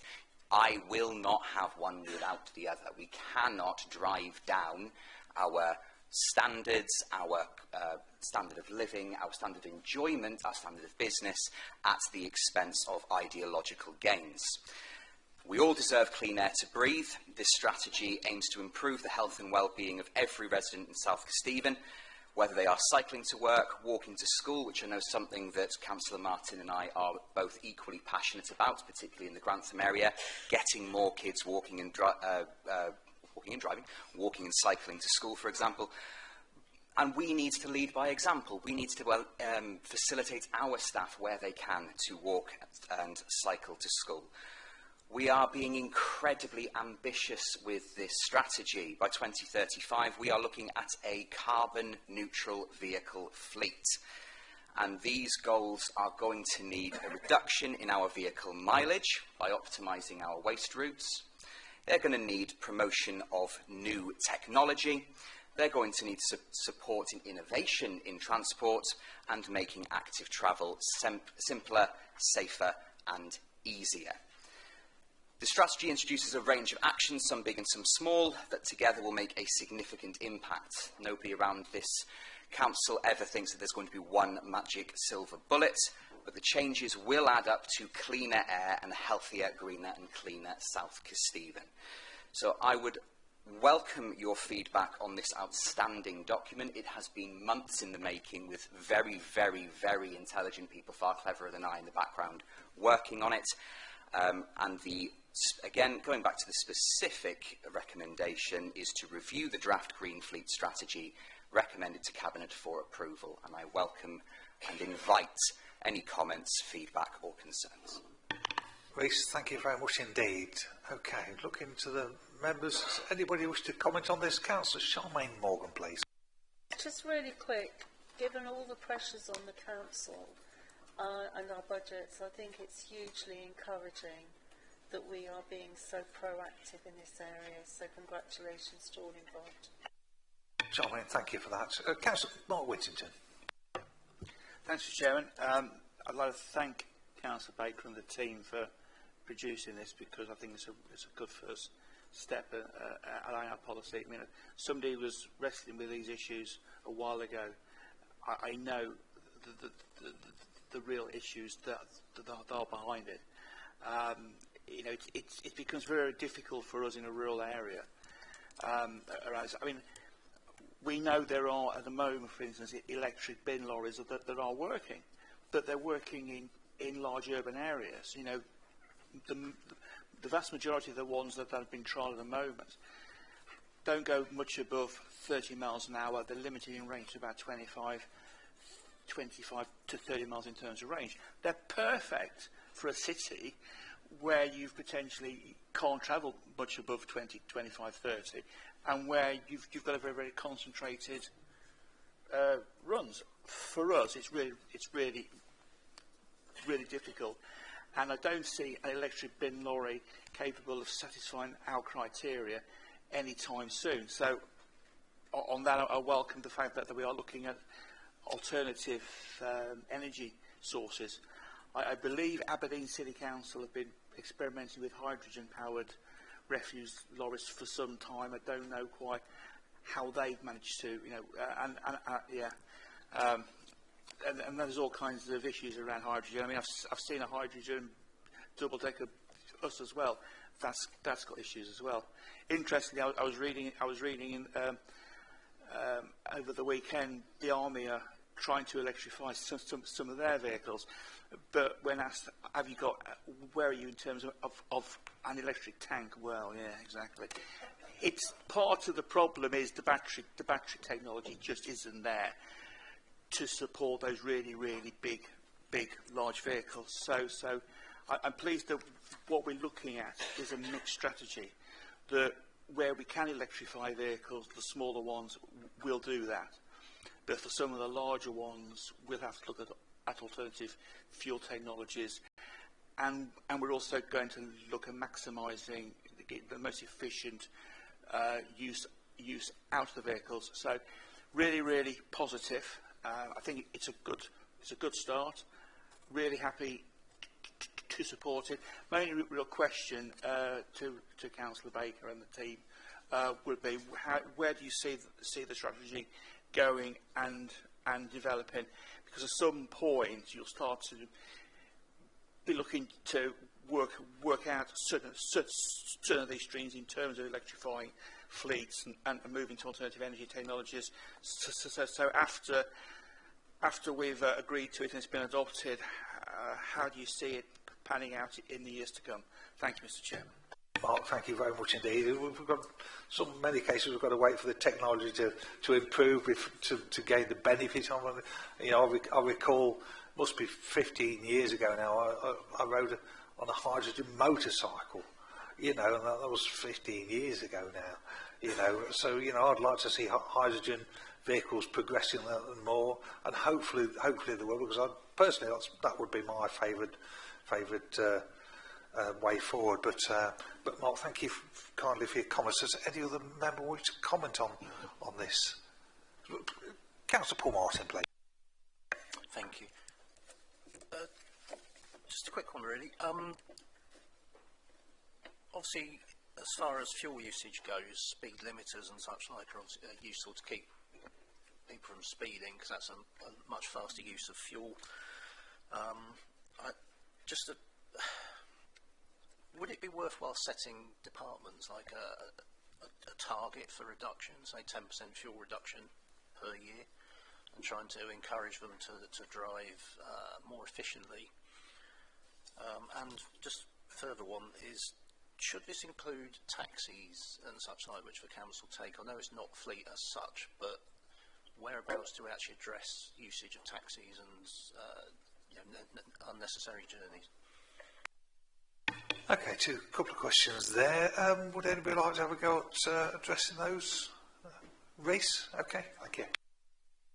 I'm sure Kay's going to fill in on more of the technical and operational detail. Taxis is outside the remit of this, because this strategy is specifically looking at things directly in our control, what we purchase, how we use it, what our SK staff can do. Because as you say, one of the best measures anybody can take if they're worried about their wallets with the price of fuel going up is to just work on that right foot, work on how heavy it is on that accelerator, but also on the brake. If you accelerate gently and smoothly, if you brake gently and smoothly, you are going to save money, and you are going to save a little bit of carbon on the side as well. Happy to talk about whether this includes taxis in a different format, what that should be, but as I say, it's slightly outside of where today's discussion is. really pleased that you've mentioned fuel usage with speed limiters as well. It is something in the round discussion that we are having, and as technology in the in-cab systems improves as well, drivers get more feedback. Honestly, if you haven't, I thoroughly recommend taking a look at the cockpit of one of our RCVs, and I think I'm right in calling it a cockpit. These are very, very technical spaces now. As to Councillor Whittington's questions and statements about electric bin lorries, absolutely right. The technology isn't there. I'm reminded of a quote about Edison. He developed the light bulb working by candlelight. So you have to bring in the crossover between technologies, and you've got to make sure that the technology is going to do what you're asking of it. Whilst I may be an early adopter of technology and all the foibles that comes with that, if it breaks on me, that's just my calendar, my diary, or my lawnmower that's gone bang. We are custodians of the ratepayers' money. We have to be a little bit more cautious. How do we see the development of the strategy? I'll leave Kay to do any of the particular details, but as a political steer, that we are looking at not having perfect be the enemy of good, not letting ideology stand in the way of incremental progress either. So if it is a good idea, it should be adopted. It shouldn't be, oh, I have this preconceived notion about what it looks like, therefore I'm not going to consider anything other than that.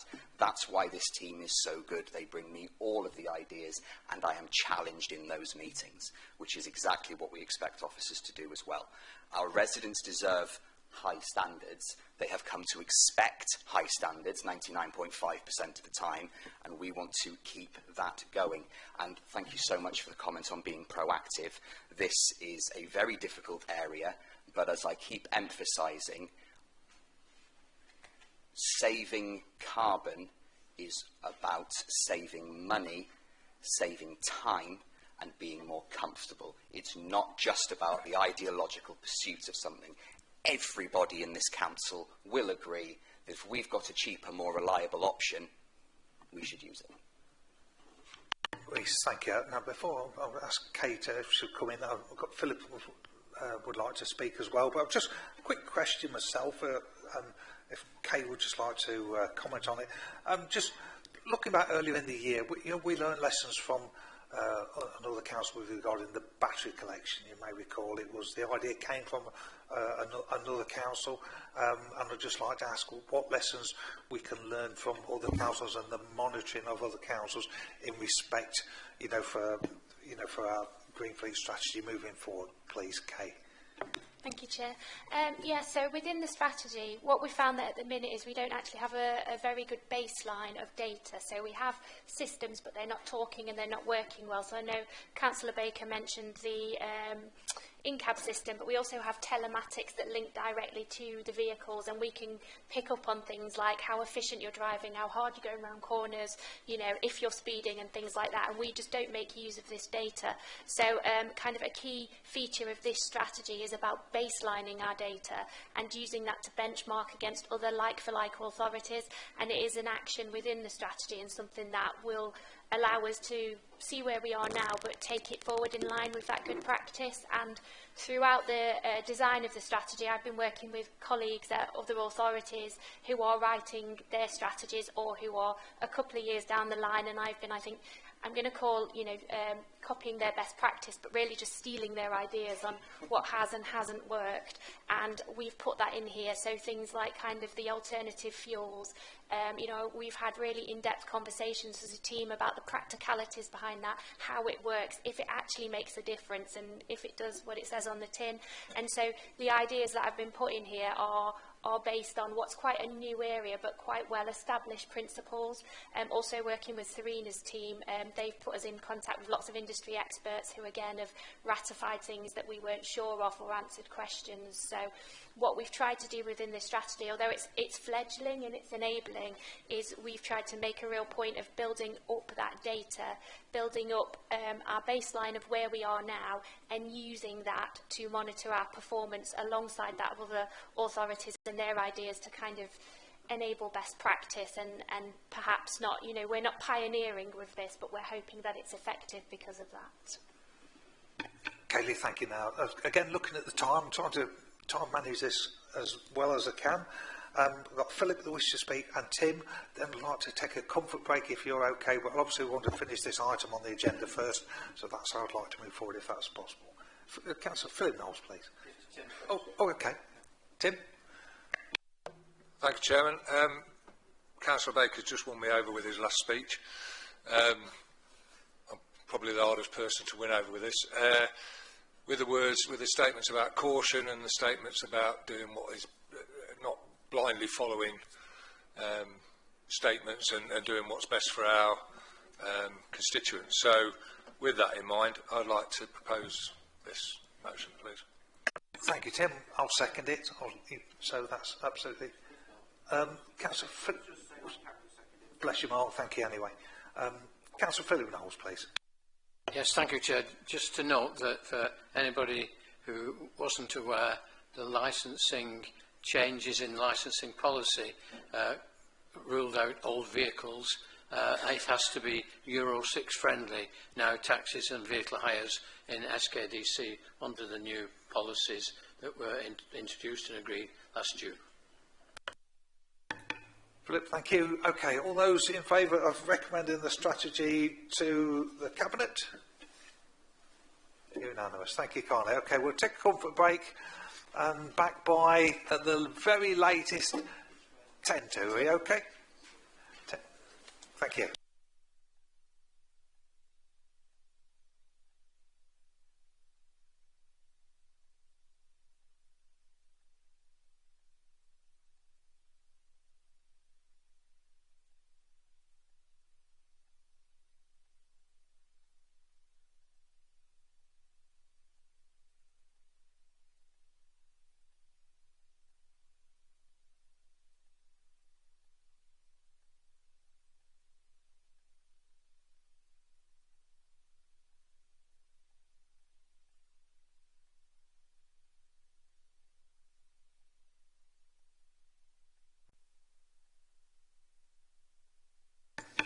Josh, thank you.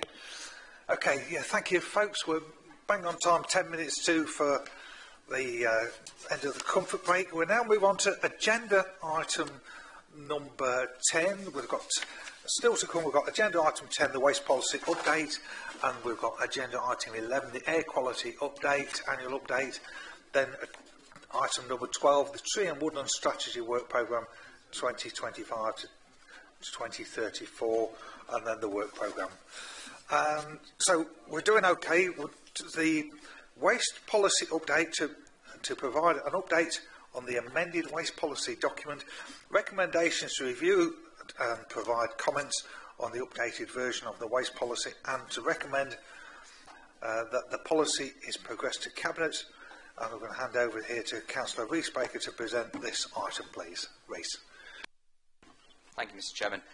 This document is codifying some of the operational changes that we have seen over the last year or so. That's a posh way of saying we're doing lots of things on the ground, we're doing lots of things as a matter of habit, but the policies didn't quite match those. Some of those are a little bit bigger, so twin stream recycling was an enormous change to our handling of waste that I'm delighted to see will now be rolled out nationwide.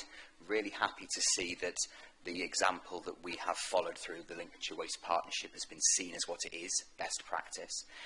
That's a big change that we need to make, just to make sure that all of our policies are full and complete, but also a few other bits and pieces here and there to make sure that what we do is consistent, what we do is predictable, what we do is easy to understand.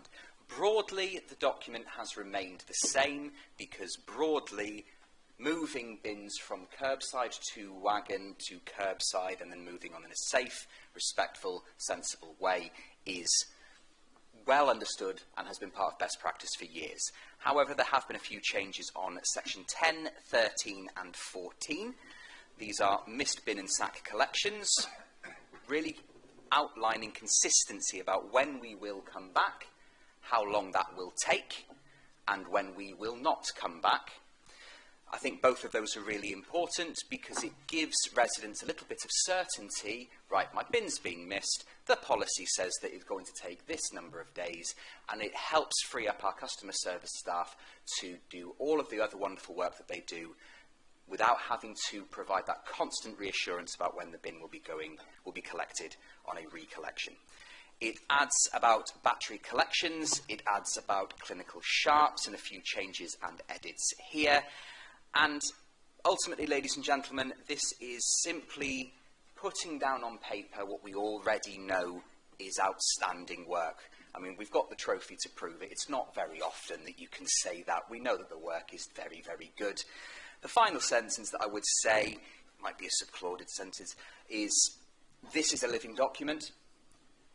We welcome feedback on it, and not just at set points like this. If you find in your community that something isn't working, I've had a lot of excellent work with Councillor Morgan, a lot of excellent work with Councillor Harrison, and a number of other people. If you find something in your ward is not working, please communicate.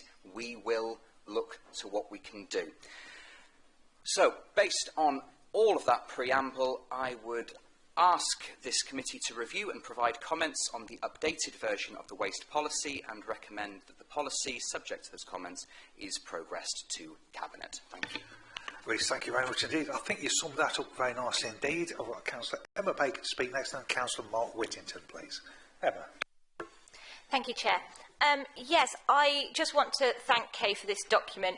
It's really great, and as a ward councillor, it's kind of a one-stop shop so that I can answer any queries to my residents, and I thank you for that because that's really, really helpful. Just a couple of concerns or elements that I think are unclear.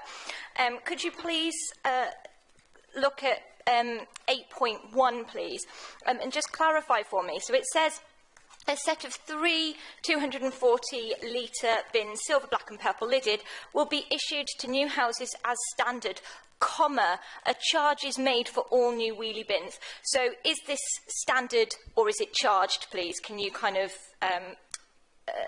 sort of clear that up for me?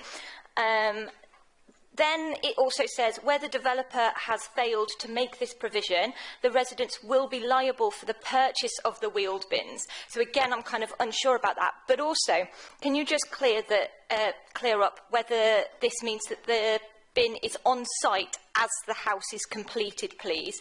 And is that the responsibility of the developer or us? Then 8.2, it says any damage to wheeled bins that occurs during the collection process will be replaced at no cost. But later down, it sort of says that replacement bins can typically take within 15 working days. So in those 15 working days, what do they do with their waste? So is there a possible sort of side waste collection? Because obviously earlier on it says there will be no side waste collection. So I just wanted kind of clarity on those few points, please. And if we are charging for those bins in 8.1, is there discount for people on universal credits at all? Thank you. Emma, thank you very much for those. I'm going to take questions first. Mark, and then hopefully Kaylee might be able to round up with the questions at the end, if that's okay. Councillor Mark Whittington. Yeah, thank you, Mr. Chairman. Yeah, my questions are around the sort of section 5, talking about flats and communal bin stores, and also around 5.5, which is where residents are not effectively segregating their wet waste for recycling. I mean, it talks about flats here and mixed properties, but I'm also aware as well, certainly in Grantham, and it's probably the case across the district, and some of our, where we've got lots of terrace streets, I know historically there's been an issue there as well with them. I mean, when I had the portfolio, I did visit a couple of sites in Grantham to sort of look at this problem, to see what we could do. So, if you just, I'm asking the question because it seems to be an issue that, and I'm not blaming anybody for this because I had the same problem when I had the portfolio as well. It just seems as if there's a kind of not so much a brick wall, but we are struggling around this. So, just a little bit more about extra stuff we can do to encourage people there, and then going on to sack collections. I see at the moment we still haven't got a sack suitable to collect paper and card. Is that something that we're looking at, or have we just thought it's not doable? So we're having to put paper and card in with our dry mix recycling. So that'd be my two questions. Thank you, Mr. Well, Chair. thank you very much indeed for those. I'll come to Councillor Paulwood next, then we've got Charmaine, then I've got Gloria on the list. Thank you again, Mr. Chairman. Yeah, I welcome this document. It does give clarity on things. I've got a question on section 10, misbins. That explains what the common reasons are for misbins, severe weather and things like that, and they'll be collected within 5 days. If it's a mistake of the organisation, SKDC, of a misbin, what's the procedure there? Obviously it gets reported. You know, if South Steam operatives don't collect a bin, forget to get it or whatever, and it's not weather or anything like that, do they come and collect it generally? Is it within the 5 days? That's what I was imagine. Yeah, that's what I thought. My second point is, I've read some articles in newspapers. I know they can be alarming, and I don't necessarily always believe them. And I read the Daily Mail. So that gives, what they've said is councils are going to give more leeway on collections generally, and some worrying trends that some councils might go to monthly collections. Can I be assured that we're sticking to the collections that we do now, and have we with no intentions to go to monthly collections, which I would object to? Thank you, Paul. I bet you read the Daily Mail because it's cheaper, I bet. Anyway.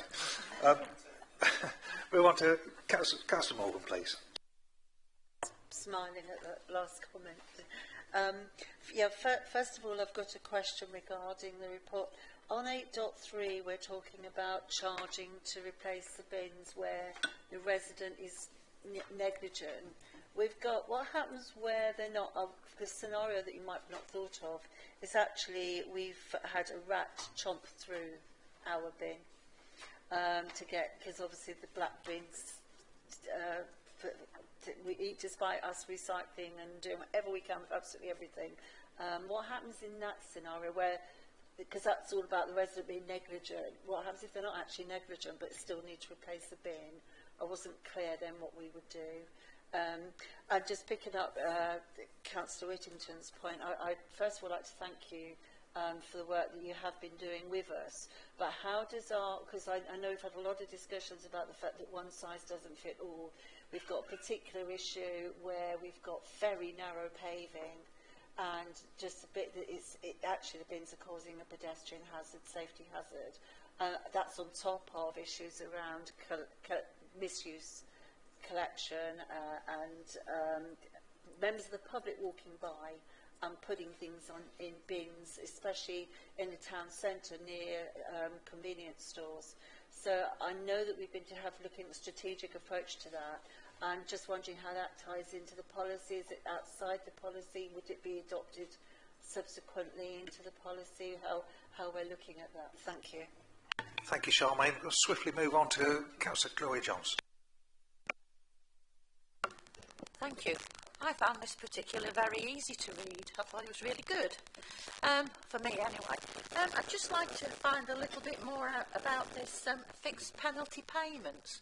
For what sort of things would they, get payment? And particularly why? I can't understand why anybody would have a fixed penalty payment. And I'd also like to say about the bins with the rat business. Where I live, I've got a bank in. And of course, you have to pull the bin up the banking and pull the bin down the banking. And I've had it quite some time, and it broke once, and I got it replaced free of charge because of the banking. So that was really good. Thank you. Sounds like it'd keep you fit, Gloria. Councillor Tim Harrison. Thank you, Chair. I echo what Councillor Morgan said about the narrow paths. It's a massive problem. Particularly in areas where there are HMOs and flats and stuff like that, Sydney Street, New Street in particular, all the roads off Wharf Road. So I'd be interested if you can come up with some sort of plan on that. But another issue for me is the areas that don't have purple bins, have bag collections, and they're effectively missing out on a week of collections. So I'm being told. So if you can clarify me on that, that'd be great. So at Priory Court, my areas around there, they're saying they're getting no collection on that week. So great if you can give me some feedback on that and I can take it back to them. That would be great. Thank you for that, Tim. I've got Councillor Emma Baker then. Hopefully we'll get the questions, answers, and then we'll move on. Okay, Emma. Yeah, this is not necessarily a question, just a plea, I think. In 9.1, it talks about assisted collection, and I know that lots of our residents don't know about this. So can I please implore members to advertise this where it's needed, because assisted collection is available and some people struggle getting things over the bank. And so there is those collections available for people that need it. So please, please, please, can I implore that that happens? Thanks. Emma, thank you. Okay. Yes, certainly, Tim. Yeah, so on my estate, I'm probably one of the youngest, so you can appreciate it. The guys that work up there are fantastic. The bin men running up and down drives, collecting people's, doing the assisted things up there. Absolutely amazing, so commendation on that. Absolutely, well done. Yeah, thank you, Tim. Okay, Kaylee, do you want to have a go, or does Reece want it? Okay, take the floor between you. Okay, okay. Sorry, Reece, I do apologise, Reece. Harish, did you have a question you'd like to add to it before we do, please? Can you put your microphone on, please, Harish? Sorry about that, Mr. Chairman. Coming to my earlier sort of question with regard, I just found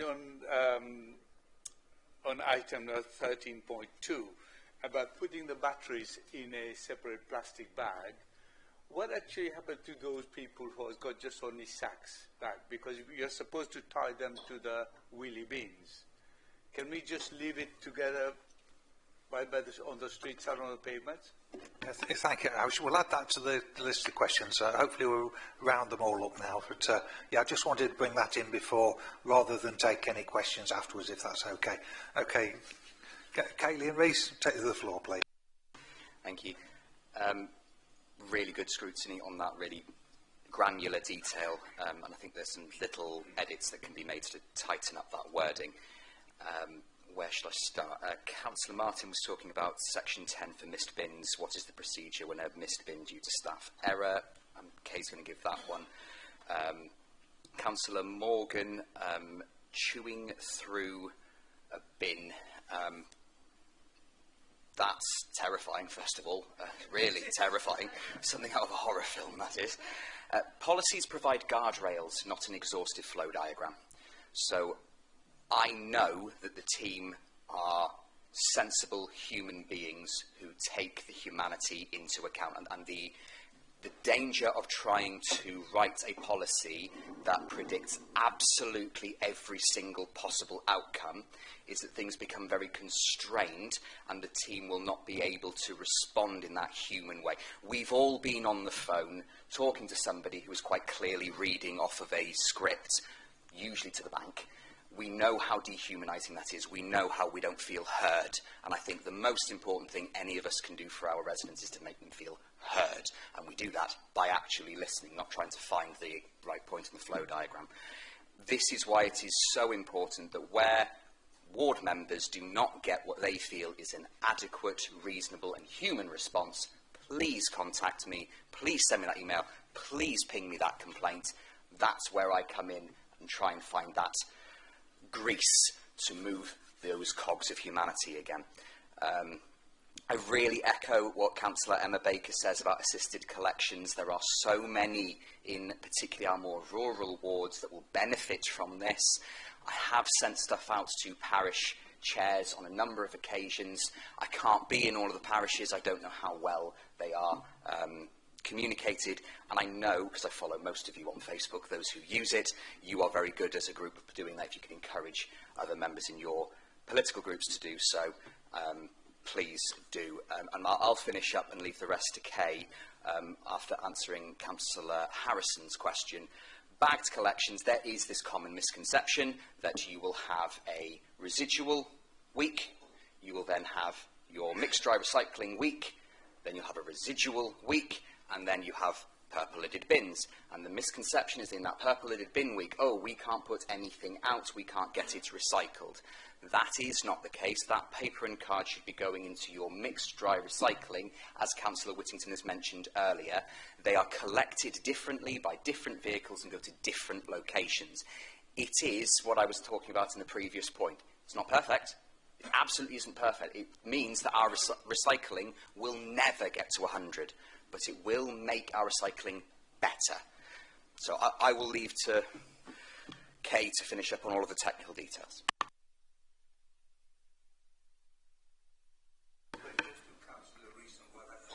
Can you put your microphone on, please, Arish? Oh, sure. Can I just put a question just to Councillor Rees on the last... If you'd be brief, please, Arish. Just very brief. On the clear silver bin... Speak into your microphone as well, please, Arish. On the silver bin, the clear bin, on that day, do we put the paper and the cardboard on a separate clear bin, as opposed to mix with the other recycling stuff? Okay, Kaylee. You can mix it in the sacks. You can mix it together, and we've had the new sacks that have been delivered this year. We've actually had it printed onto the sacks, what can go into them, to try and help with some of that confusion. So the residents who are receiving their new delivery of sacks, who are on sack collections, their recycling bags has a list of what can and can't go in there. The paper and card is still recycled. It's just recycled for a slightly different process, which yields slightly lower quality product. So there's no concerns about it not being recycled. It's just a different process, which when it's mixed with other waste, it's the quality that's affected. Would it help if we did put on the paper and cardboard in a separate clear bag? I'd have to speak to our colleagues at County to check on their disposal arrangements, but my understanding is that the paper mills, they would class that as contamination, because that high quality they want that loose, dry paper and card that's going straight into their paper mills for reprocessing. So I can ask a clarification question, but my understanding of that process is the sacks, but the operatives would perhaps need to remove them as part of the process because they wouldn't accept it within the sacks. I do have quite a few, so I'll run through and I'll try and cover everybody's points. So in relation to Councillor Baker and the issues around the new houses, so we do ask the developers to pay for the bins when we get notification that the developments are, the houses are being built, but we don't actually have any powers to enforce that. Generally, they are quite good at it, so 9 times out of 10 they do pay, and we deliver the bins when they tell us that the development's at a phase where they can have the bins delivered, and so residents move in with a full set of new bins paid for by the developer, no issue. If the developer fails to make provision, then it would be the resident that's expected to pay when they move in, and they don't have that. So I'll look at that wording and I'll make sure that that's clear within the policy. Thank you. And I think as well, so we've got damaged bins being replaced at no cost. If a household, his bins are damaged and they're beyond use, because quite often they're not beyond use, but if they are, we would take that on a case-by-case basis, and if it always comes down to safety, so if it's not safe to use the bins, we'd recommend that they don't, and we would then look at providing them with an alternative solution. So this might be just getting a roll of sacks out to them or asking them to use their own on a temporary basis, and we'd mark that on our system so we're aware. So it's one of those that kind of falls through the cracks. We would assess it on a case-by-case basis and make sure that they had a waste collection. We wouldn't leave them without it for 15 days. So the missed bins query about within the 5 days, so I think we had a nod at that, didn't we? Yes, whatever the reason for it being missed, we just put some common ones in there, but if it's our fault, it all goes into the same process. We will get back as soon as we can to pick that waste up. We don't want bins on streets or residents inconvenienced. The more leeway on the council's deciding the collection frequencies, so I think this is in regard to the changes that have been announced through simpler recycling.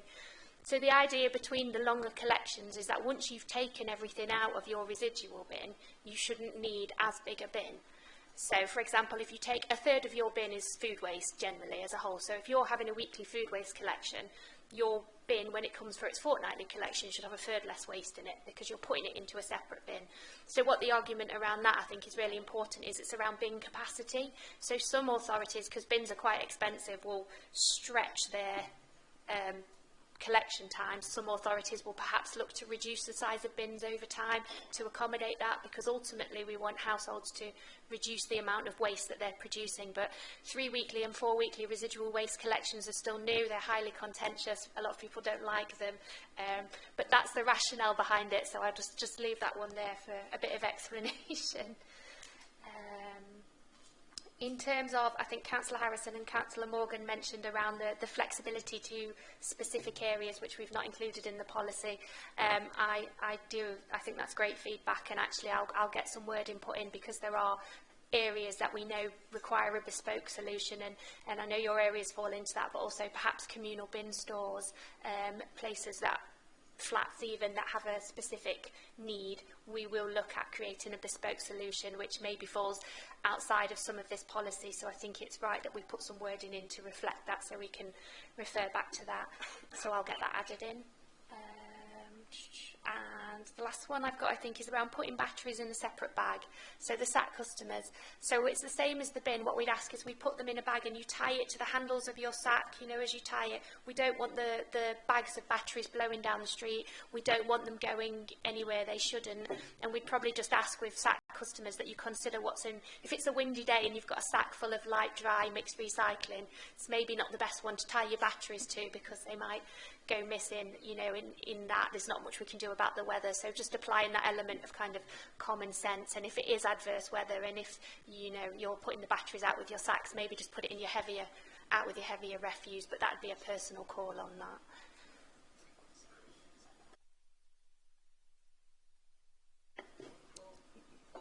Fixed penalties.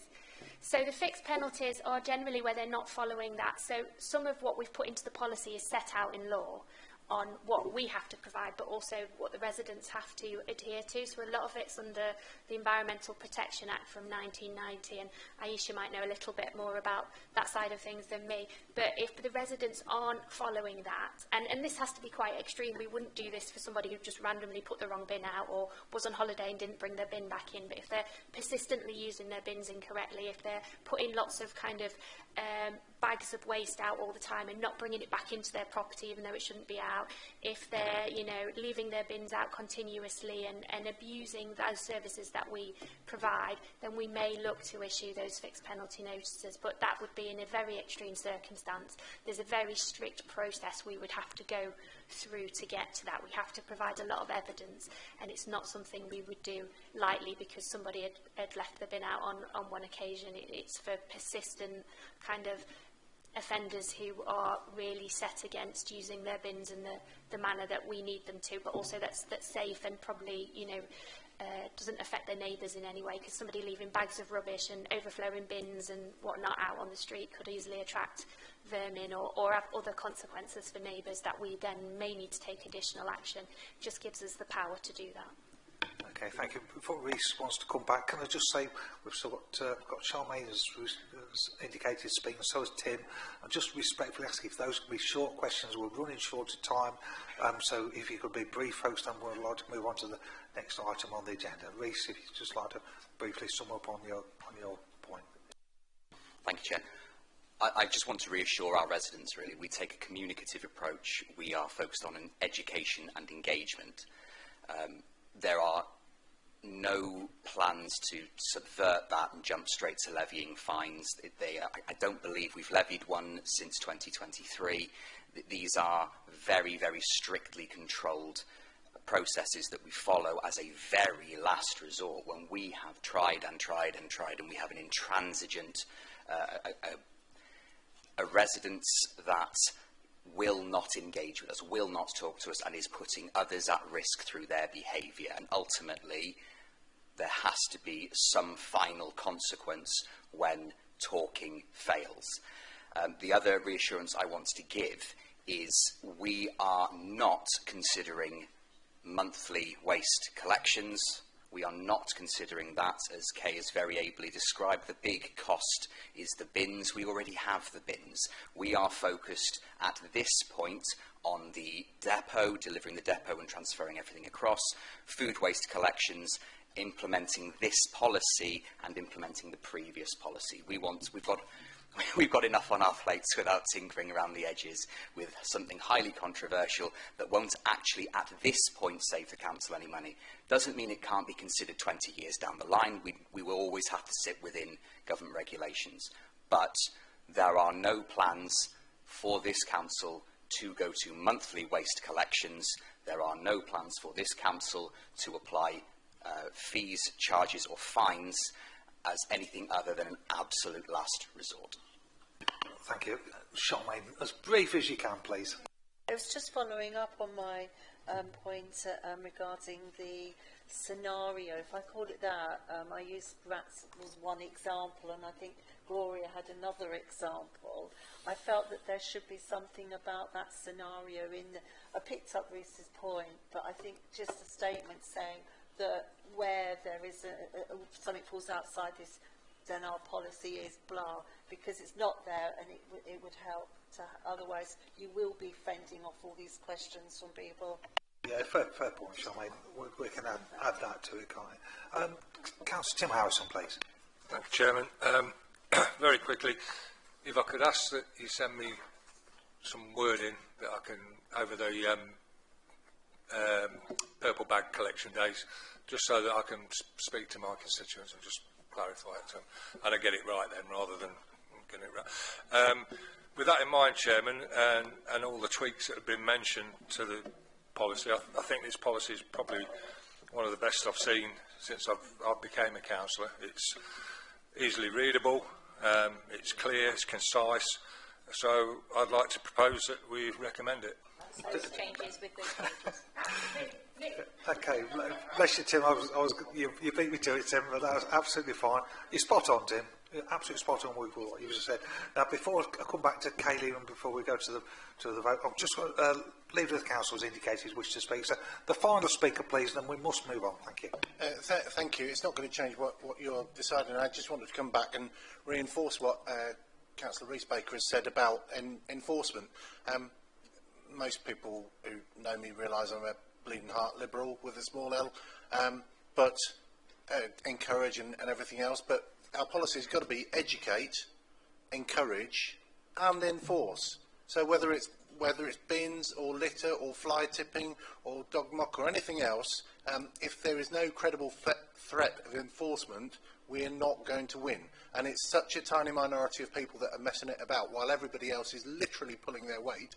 I've got no qualms at all about taking people to court if they are breaking the law, the policy, the regulation or whatever, as long as we have explained, educated and encouraged first.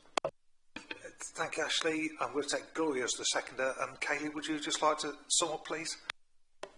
Hi, yes, just wanted to say that I have taken a note of all the recommendations and the changes. So what I'll do is I'll pull them together, and I'm happy to share back as an action, if you like, to the committee, because I'll some of them overlap, and send them back so you can just check that you're happy, and then we'll take that version with those amendments forward. I'm happy to do that. Thank you very much indeed. Well, we've well reviewed it. We've provided excellent feedback. So the recommendation is that the policy is progressed to Cabinet. All those in favour, please. That's unanimous. Thank you very much indeed. Okay, we want to move on to agenda item number 11. And this is the air quality annual update to provide environment overview and scrutiny with the annual update on air quality within the district. The recommendation is to note the content of the annual air quality report and to note the update on the status of the air quality action plan. And there's no vote required on that. Normally this would be handed over to Councillor Ria Rayside, and unfortunately is unable to be with us today to recommend this. However, we've got Tom with us this morning. Tom Amblin Light Owl. Sorry, Tom. I am dyslexic as well, so I'm just trying to read it from here as well. So, Tom, would you like to introduce this, please? Thank you. Thank you, Chairman. The post report is to provide overview and scrutiny with an update on the air quality as a whole within the district and on a smaller area within the air quality management area. So the report provides an overview of the results for the annual monitoring, which is covering the whole district, and then in addition a current status update for the air quality management area and its associated air quality action plan. SKDC is meeting its duty by undertaking annual monitoring of nitrogen dioxide in various locations in the districts using diffusion tubes. A map of the test locations are contained within Appendix 3 of the report, which is the annual statement report. In the year 2023, no exceedances of the National Air Quality Standards were recorded. The overall trend for the air quality continues to improve, with the levels of NO2 reducing at most locations. This is a continual trend over the last couple of years. There is, however, one location where the levels recorded were close to the objective set of the annual mean NO2 objective of 40 micrograms per metre cubed. So that's the annual status update. But since 2013, Grantham has been subject to an air quality management area that covers some of the main routes to the centre of Grantham itself. A map of that is contained in Appendix 1, which is the declaration for the air quality management area. That currently remains in place and has two objectives. One is the National Air Quality Annual Mean and one is the Hourly Mean. At present, the air quality management area is recommended it remains in place due to the one location being within 10% of exceedance. As part of having an air quality management area, we then need to have an air quality action plan produced and published every 5 years, which details the actions being taken to reduce the air quality, ultimately with a view of revoking the air quality management area. At present, the updated AQAP, which will be 2014-2019, is currently out at consultation and finishes tomorrow. Following this, it will then go back to DEFRA and then to Cabinet for approval in January.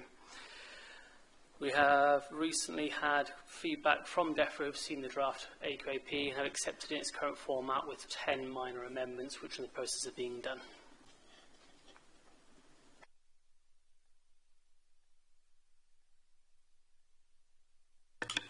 John, thank you very much indeed. We've got a couple of speakers. We'll start with Councillor Paul Martin, please. Thank you. Okay, first question.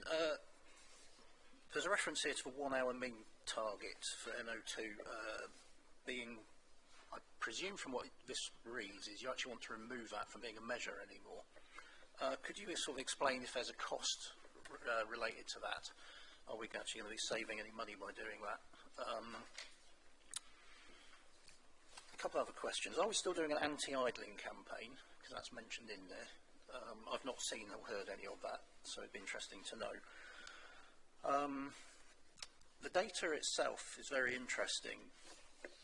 The actual station that seems to have the largest, most concerning data only has 2 tubes, whereas the 2 on either side of it, which look like they're metres apart, have 3. Obviously, if there was a 3rd tube in that main reading, it would point us if there's any outliers or anything strange going on. So I think that would be useful. An explanation of what happened in October would be nice. I presume, I don't know if that's storm damage or something like that, because that's when Storm Betty came through, which is why I presume there's no data for October. November data, it would be good to have some analysis of why that, for virtually every station, seems to be really high. I don't know whether you actually analyse specific months, but that really does stick out as there was something strange going on. Because obviously with this data it's useful to get a proper analysis of it. I know with some of these NO2 values and things it's very weather dependent. Cold weather in particular, ratings are high. If it's hot, ratings are low. For instance, if you stripped out the summer, June, July and August, most of these readings in some of these stations are very high. So it really depends how we want to read the data. The school holidays, for instance, in August, I mean, that road, Brook Street, it's chaos, school drop-off and pick-up time. The impact of that on this data would be significant, I would imagine. So there's lots of different variables, and it's just a case of, before we do anything to remove measuring equipment and this 1 hour thing, it would be worth actually analysing data properly and getting some proper thoughts as to why sometimes the numbers are up very high and at other times they're very low. As I say, that summer period, if you removed that, then the averages for the year are quite poor in that area. I'm just concerned because that area for me is yeah, from a pollution point of view, it is terrible. Yeah, you can feel it as you walk through there.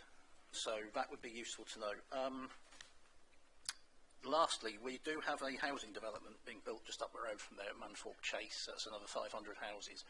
Most of that will pour down that road, I would imagine, over the next few years. There's a lot more development going on in Grantham. I just wonder, also with the Relief Road hopefully being open next year, again, is now the time to start pulling out measures we're actually putting in, and should we just leave it for another year or so? So, just some ideas, really. Thank you. Yeah, thank you, Paul. Some good points there. Thank you.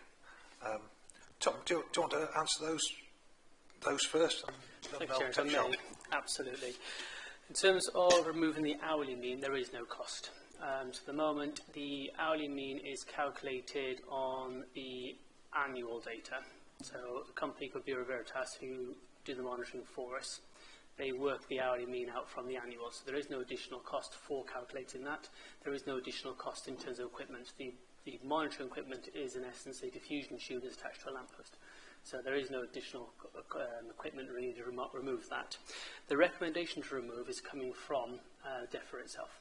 So DEFRA is saying you're not got any exceedances, perhaps you should think of removing that requirement.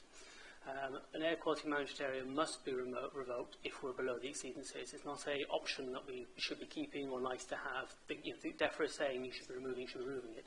There is no intention of removing the air quality management area as a whole.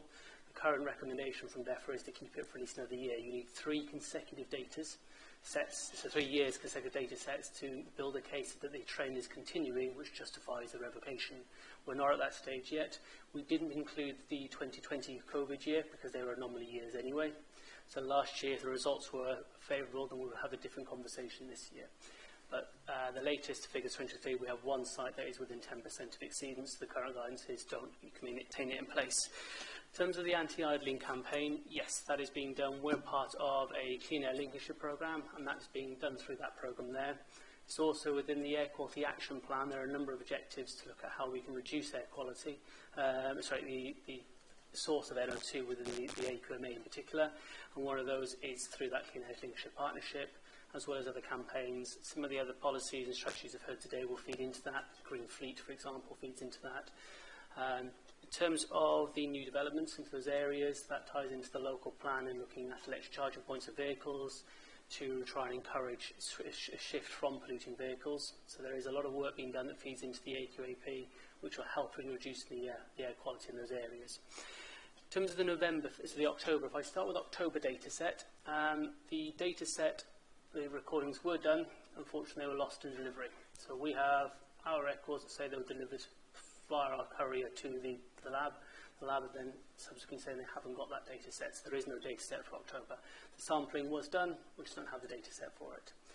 November, we need to look at as to why that is. I suspect this year's data set will have the same issue with the number of roadworks going on that will have exceedingly high readings. So it's looking at why they are. Is that an exception because there was infrastructure improvements being done, or is that a continual programme throughout? With removing the summer months, it's an annual mean. So there are going to be peaks and troughs, so isolating individual months isn't going to really tell us much in terms of the overall annual mean. So there are going to be areas where there's going to be peaks and there's going to be months where there's going to be lower troughs in that data set. So the actual data set is an hourly mean. So I think that covers those bits there. The only thing on terms of the air quality management area that's been potentially being looked at revoked, which we're not in the process of doing yet, but it's one thing we're looking at potentially this year, is removing that hourly mean. There are no exceedances of that hourly mean. There haven't been for a number of years. So say DEFRA's guidance suggestion is you might want to look at removing that control on it. It's not something that we would do on our own. We certainly have to listen to what DEFRA are advising us that we should be doing.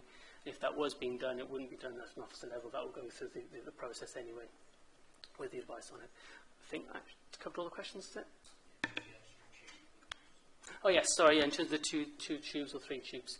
That's certainly something that we can look at. We have a number of sites with R3 tubes, number 2 and some that are 1, so certainly we can look at that. Tom, thank you very much for quite a comprehensive reply. Councillor Charmaine Morgan, please. Thank you. This is an area I'm particularly interested in because part of the area that we're having to monitor is in my ward. but which kind of links to my next question. I, for some time, have been asking for an extension of the area being monitored in my ward. And I'm using the feedback that was done from the environmental impact assessment regarding the application for the Southern Quadrant development, where the private contractors, obviously the developers, have to produce their own assessments, and they found quite a number of streets in the area were actually very high or very poor quality, air quality. I noticed we've got Bridge End Road, part of Bridge End Road is included, but we extended that further up towards Somerby Hill. And the other area was South Parade, which isn't on our monitoring at all. But if you think about it, just logically, that's where traffic queues at the McDonald's junction, and we've got a number of houses there. And then the other area that's picked up was Springfield Road as well, all of which were determined to have very poor air quality, but we're not measuring those areas at all within our plan. So I'm wondering what we need to do if we got a concern about an area, to see if actually we should be extending what we're doing.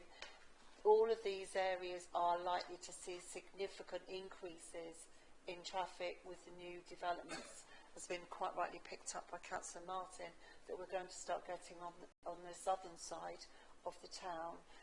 So I'm just wondering, what we can do about that. And then the other question was around the enforcement of idling, because what has struck me actually is I hate to confess I have a teenager, so we do go through the drive-throughs, and if ever there's an area for, I'm just using as an example, the McDonald's, these cars are sitting there every day consistently with the engines just running. Are we working with operators like that to make sure that they're actually managing what's going on their sites to reduce the idling situation?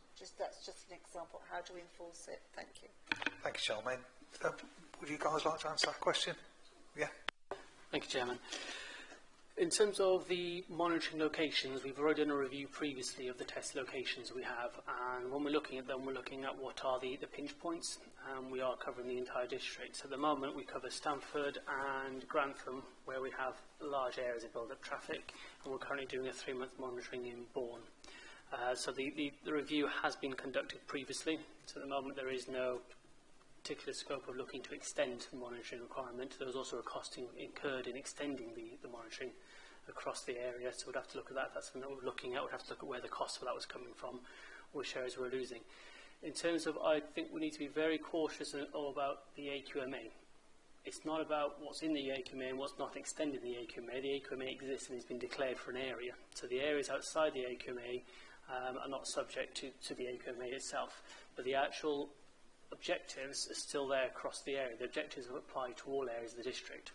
So that's where we are at the moment. We haven't got any plans to extend or look at reviewing our current monitoring programme. We can look at individual sites, but we're not looking at a vast overhaul of where we're actually monitoring and recording.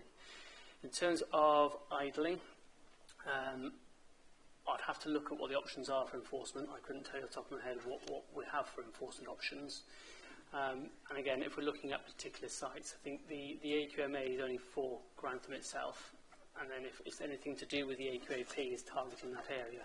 So we can look at areas within that, and we're looking at a wider practice to improve air quality, but as a whole, air quality is not bad across the district. The AQMA is the hotspot, and the AQMA was put in 2013 because it was a hotspot. It was exceeding the air quality objectives, hence why an air quality management area was imposed.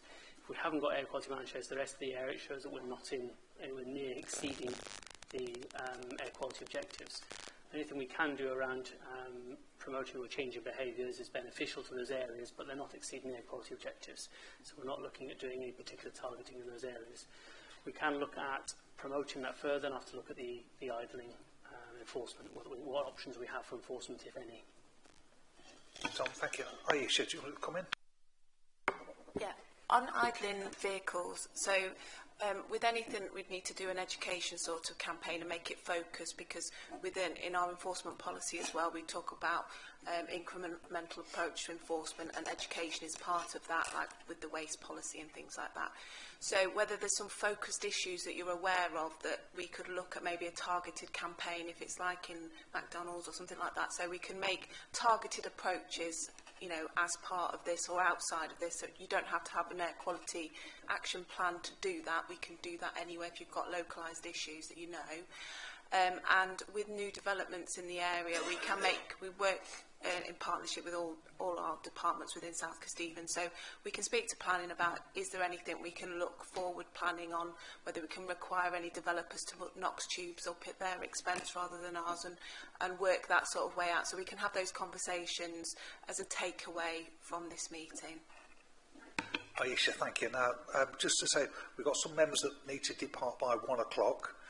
We can go till 1 as we had a 10-minute break, and then we need to ask for an extension. However, I don't want to cut the last item short because it is an important item. That's the Tree and Woodland Strategy Work Programme. So I've got on the list to speak still is Councillor Paul Wood, Mark Whittington, then Ashley. So just ask respectfully, and Harris as well. Sorry, Harris didn't know. I'll put Harris on as well. We'll take it from there. Councillor Paul Wood, please. Yeah, thank you, Mr. Chairman. No problems with the report. I probably ought to have read it in a bit more detail, to be quite honest, because it's quite a detailed report, isn't it? It's a great report. I just wondered on monitoring air pollution from the A1. If I've got concerns about residents who live near the A1, or probably travellers' sites, how do I go on about that? That's a separate thing I could ask you about, or not? Would you monitor that, or do you monitor that to really? That's a tricky one, that one. So because we don't monitor nitrogen dioxide around, we have our set locations wherever we do it. So if they've got specific concerns, I mean the A1's the A1, so there'll be vehicles on there, so it's limited to what we can actually do about that. But I suppose it would be for them to approach environmental health, environmental protection, for a discussion about what their concerns are, because there's other air quality is not just limited to road transport, it's also sort of bonfires, burning, you know, in your home, you've got your wood burning stoves and things like that. So I'd just say direct them to us and we'll have a conversation about what their concerns are. Yeah, thank you, Aisha. Thank you, Paul. Good, fair point. Councillor Mark Whittington, please. Yeah, thanks. Thanks for Councillor Wood raising that last point, because I actually live within probably 100 yards or so of the A1, so I've not even thought about it, but I imagine it might be national highways. But my question's around air quality and the link with the atmosphere, because I'm very much aware of the fact that sometimes, especially during the summer, they report that air quality is likely to be poor because of atmospheric issues. I'm just wondering, with that sort of external influence, as it were, how sensitive is our equipment? You know, because potentially, if you've got a day when when the air quality isn't great, a change in atmospheric conditions might tip it over. Is the model sufficiently sensitive to work on those atmospheric changes, which can have an impact on air quality? Tom? Thank you, Chairman. The monitoring equipment isn't that sensitive. It's a sample of the air quality and then it gets analysed in the lab, so it's not a piece of equipment that's placed on the side that's got a number of measuring devices to it. It's a rather simplistic measuring requirement, but that's in line with how nitrogen dioxide in particular is monitored across the UK. So what we're doing here is meeting the requirement, so it doesn't take that into account. As I talk about the seasons, there's two objectives. One's an hourly mean, and the other one is the annual mean. So the annual mean takes that into account. The annual mean is set by government as to what it is, which is 40 micrograms per metre cubed. So it takes in that seasonal fluctuation as a whole. Monitoring data monthly obviously has the fluctuations at the monthly level, but the actual level is the annual mean as a whole. So it's not a complicated or a complex test machine that's out on site in the slightest. Tom, thank you. Harris. Thank you, Mr. Chairman. Thank you, Tom, for a very good report, very, very comprehensive. Excellent report. But my question is quite a lot of some of them, part of it has been answered. But may I say, why we only chose the nitrogen oxide? Why do we leave sulfur dioxide, PM10, PM2.5? Because PM2.5 are being found in bloodstreams now, because that is far more dangerous. Why have we left those out? And my other questions that has been mentioned with regard to the A1, and I would like to say all these planning permission that we are giving for houses that are built close to the A1, yeah, do we monitor on those housing estates as well? Because those are far more, concerning. Good points, Harish, thank you. Tom? Thank you, Chairman. In terms of the other pollutants, there are a number of pollutants, as you say, sulfur dioxide, particular matter. When, under the Environment Act 1995, we have a duty to look at identifying what relevant sources are and monitoring against those air quality objectives set under another piece of legislation. So we historically haven't identified any particular relevant sources for those that where we would have likely exceedances of the set levels. That is also supported in the annual statement report. There is a section in there talking about particular matter that we don't actively monitor particular matter, but the background levels are far below the national air quality objectives. So if they were areas of concern that potentially we will be exceeding the air quality objectives, then potentially we would look at monitoring those areas. So at present we have no areas of concern where we think we'd be exceeding those levels within the district, hence why we're not monitoring those particular pollutants. A number of industries that are pollutants are already regulated under another legislation. We have permits that look at pollution, what they do to reduce the amount of pollution and what practices they put in place.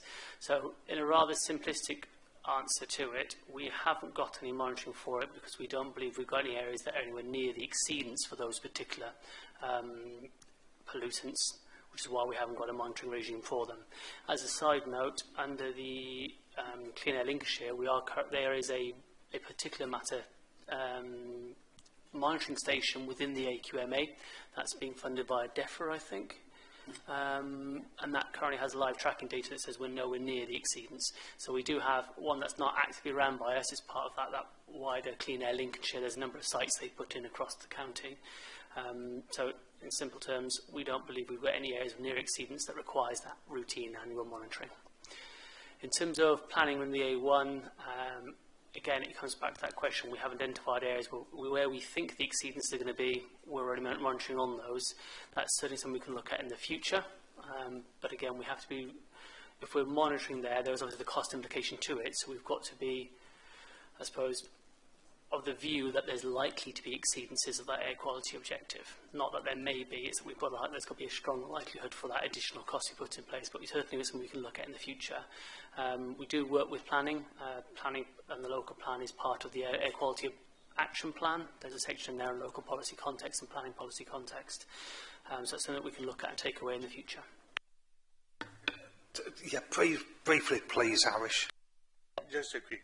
With regards to my biggest concern is taxi that stand on the taxi rank and leave the engine running, even in summer or winter. Winter I can understand, but in summer as well. Are there any way we can attach that or modify with regard to the licensing issuing when issuance of the license, conditioning some of those conditions that we can leave the engine off? Any comment, Tom? Thank you, Chairman. In terms of that, that's something that I couldn't tell you. I have to speak with my licensing colleagues whether that's a possibility or not. So it's not something that I can directly say whether we can or can't. In terms of idling, that would look, again, we can do, certainly marketing and advertising around that and idling at taxi ranks, that type of thing. I know on taxi rank we do have within the AQMA, and again, we're not getting exceedances of it, but anything we can do to reduce the pollutants, all the better. But I have to check with licensing whether that's a possibility. Tom, thank you very much. Now, I had a question myself, but it can wait for another day because I'm keen to move on to the next item of the agenda. However, Ashley wants to speak there. We're going to come to Aisha. Thank you. As you know, we have informal cabinet meetings around the district. Yesterday we went to Thirlby. In fact, we didn't go to Thirlby, we went to Northorpe, which is near Thirlby. And one of the members of a member of the public came along to ask about air quality, which is quite unusual. Their question was in relation to quarries and the dust and whatever that goes on in quarries. I know that Councillor Rees-Baker has passed this on to you, but I don't know if you wanted to say anything about what might happen with regard to measuring dust and air quality around quarries. Okay, I don't know whether Aisha would like to pick up on that, but I'm going to ask for Aisha to round up, please, and then so we need to move on. Is that okay? Okay, I'll just pick up on that bit. So we regulate quarries or certain size quarries under the permitting legislation. So they'll have like a permit, which is like a licence, which will have specific control measures. The bigger quarries go to the Environment Agency, so they'll have more higher regulations. But so like bulk cement batches and things like that, there will be certain limitations and control practices there they have to do. I used to inspect them as an officer previously, so I enjoy going to a bulk cement batcher and a quarry. So it is regulated. Secondly, back to the licensing question, there is national guidance on licensing, and there's, we have a licensing policy on taxis and things that if we were to put anything in, it'd have to go through all the various controls and committees, but I will raise it with the licensing manager just to ask if it is something about idling vehicles that could be added in as an option, or whether it's not something we can do. So we'll take that as way as a question to ask. And I just wanted to clarify in terms of idling vehicles enforcement, I believe it is the police that enforce, but we would work in partnership with them. So if there was an area or a hotspot, we would coordinate with them and look at enforcement and things like that. So that's I believe that's all the answers to the question, and it's a very technical report, I appreciate, and it's quite complicated, so thank you for listening to that. Aisha, did you want to pass comment about the website? Yes, sorry, I forgot. You reminded me and then I forgot. There's a Clean Air website, and it's called, on the other side of my page, Clean Air Lincolnshire. And if you go to the front page, that's where it's got those monitoring going on. So you'll see there's King's School on there and various other sites. And then if you go into the other parts, it'll give you information on air pollutants, health factors. It's quite a useful site to access. So it's Clean Air Lincolnshire. Thank you, Aisha. Credit where it's due, though, it goes to me, Vice Chairman. It was the reminder came from Emma, so Emma, thank you. Okay, right, now this report's to be noted, the contents of the annual air quality report, and also note the update of the status of the air quality action plan. All those in favour of noting the report, thank you kindly, that's unanimous. Okay, moving on to agenda item 12, nearly last but not least, and the one I've looked forward to myself more than any. We've got the Tree and Woodland Strategy Work Programme 2025 and 2034 to seek the support of the Environment Overview and Scrutiny Committee for the South Kesteven District Council's Trees and Woodland Strategy Work Programme 25 to 34. The recommendation is to note the Tree and Woodland Strategy, and there's no vote required on this, but yes, it's to give us an update, isn't it, and see where we're going. So I think we've got Andrew here, who's so delighted that he's our new tree project officer, and I think it's Reece that's going to introduce this item for us, please. Thank you, Mr. Chairman. Only very briefly, we know that the consultation run on the Tree and Woodland Strategy holds the honour of one of the most successful strategies ever consulted on in SKDC history, with nigh on 1,000 returns on that consultation. We know that trees, we know that woods, we know that that rural interface between us and nature is very, very important to our residents. We've chosen to live in this wonderful part of the world, and part of the attraction is down to the canopy coverage, the hedges, the trees, and our physical environment. That strategy takes us through for decades. It is a huge document, it is very technical, it has got all sorts of KPIs that will be coming before this committee in various forms at various times. What this report is asking for your noting is where our priorities have sat, what we have condensed that to for 18 months. This has been directed through the work of the team. I have taken a very backseat role in this because it is broadly an operational decision on what needs to go in as the foundations to allow the rest of the document to come to life in a very real and physical way rather than coming to life in a very technical, we'll review this in 18 months sort of way. So all we're asking is for some feedback on the list of bullet points on 203 of your agenda pack. I don't need to read those out to you, but I welcome your interest, your feedback and your comments. Thank you. Rhys, thank you for the introduction. Councillor Paul Martin, please. Thank you. Just one point, really.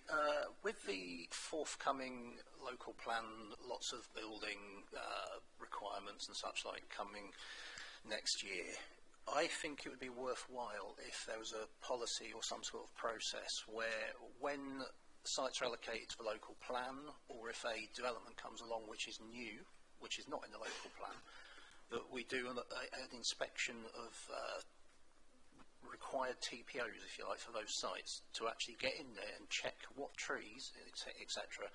the developers might just go in and chop down, which we should have protected, because there's going to be vast amounts of land out there which the local councillors haven't really looked at or analysed for relevant trees. And I've seen it already on sites we've got at the moment. They just come in, chop things down, you go, hang on, that should have been protected. So I think that would be a very worthwhile thing, especially with all the new housing requirement coming up next year. Thank you. Well said, Paul. Well said. I totally agree with that. Councillor Mark Whittington, please. Yeah, thanks, Mr. Chair. I'm really pleased to see. I was really pleased to see the strategy and the notice work programme, because I started this whole thing off when I had the portfolio. I'm really pleased the Councillor Rhys Baker took it forward, and we've actually now got a trust in place. Because the thing that amazed me when I had the portfolio is that we've got the Woodland Trust in our town, and we had really very little working or relationship at all with the Woodland Trust. So I'm just wondering if within the work programme are we planning to work together with the Woodland Trust, because potentially I can see great opportunities there for joint working with them. And just a few figures that sort of I remember when I was doing this. So like only 3.5% of South Kesteven has actually got woodland on it. And I think the figure in North Kesteven, which is probably our nearest comparator, was 6.5. And of course, those who investigate what the name Kesteven means, back to the medieval, beyond that, it means wood. Because the whole of Grantham Stanford was a royal hunting forest. So the whole lot was covered by forest and whatever, but obviously it's been, over the centuries, we've become a foreign area. So just really, that working together with the Woodland Trust, is it a scope in the work programme to work alongside the Woodland Trust and look to do some joint projects, so we could work with them to become kind of an exemplar authority. So if we had joint projects, they can invite other councils to come up and say, look at the wonderful work we've been doing with South Kesteven. Thank you, Mr. Chairman. Absolutely, Mark. We work with whoever's available, you know, and gain from their experience as well. So absolutely couldn't agree with you more. Okay, any more comments, Charmaine? This is a subject very dear to my heart.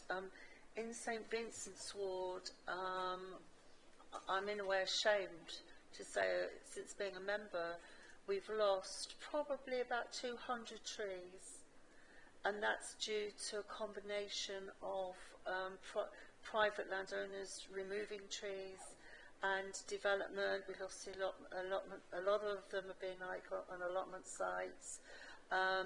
One of the big areas of concern that I've got actually is that we've got quite a few mature trees on our streets, and I was quite appalled to lose a beautiful chestnut tree actually on Harrowby Road, and it was actually county highways removed it.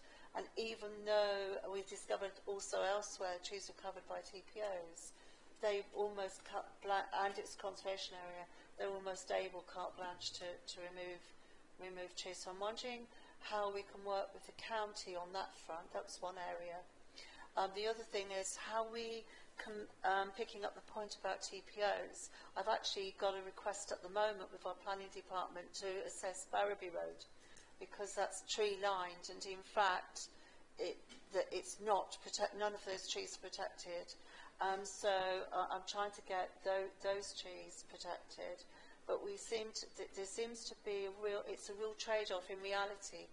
between the development requirements and our local plan, and what in reality we can actually do to protect our trees. We do our best. That's what I will say. I know as committee members we do our best, but we're often up against it because it's in reality housing versus trees, or the number of houses versus trees, and there is a huge amount of pressure to deliver that housing. I think the point's worth making that the impact ecologically of an existing tree is so much more valuable than saying, oh, we'll cut that one down and we'll plant a new tree. That they are not the same from an ecological point of view. So I felt very passionately we should be doing whatever we can to protect our trees. I totally support the proposal that we have a proactive review of what we have and identify where TPOs could be in place. They should be. I appreciate it's a large area to cover, but picking up a point that was also made, Lincolnshire has among the lowest amount of tree coverage in the entire country. It's quite shameful actually. Our whole wildlife habitat for it, when you look at Lincolnshire and think rural, actually it's mostly farmland. We've actually got relatively low tree coverage, and it's not just our district, it's across the whole county. Yeah, thanks, Sean. I think that's a point that Mark made as well. Thank you for your comments about the Lincolnshire County Council. I'd just like to add to those, if anybody is watching online from the Lincolnshire County Council, would you please address the fallen trees that's fallen on Green Lane? I reported them a couple of weeks ago. They're still down. Nothing's been done about them. It's blocking a footpath, and it was reported when we had that snow. So, you know, please, and we've had another tree fall since, so if anyone is watching online from the County Council, please, can you just have a look at that, please? Okay, that's my little appeal. Councillor Tim Harrison. Thank you, Chair. Just want to wholeheartedly endorse what Councillor Martin said. Fantastic point he made there. But I'd also like to ask that moving forward with the tree officer and that, whether we can get more engagement with us as ward councillors, because I know Councillor Martin's got it in his area, I've got some in my area, I know there's some in Harrowby, where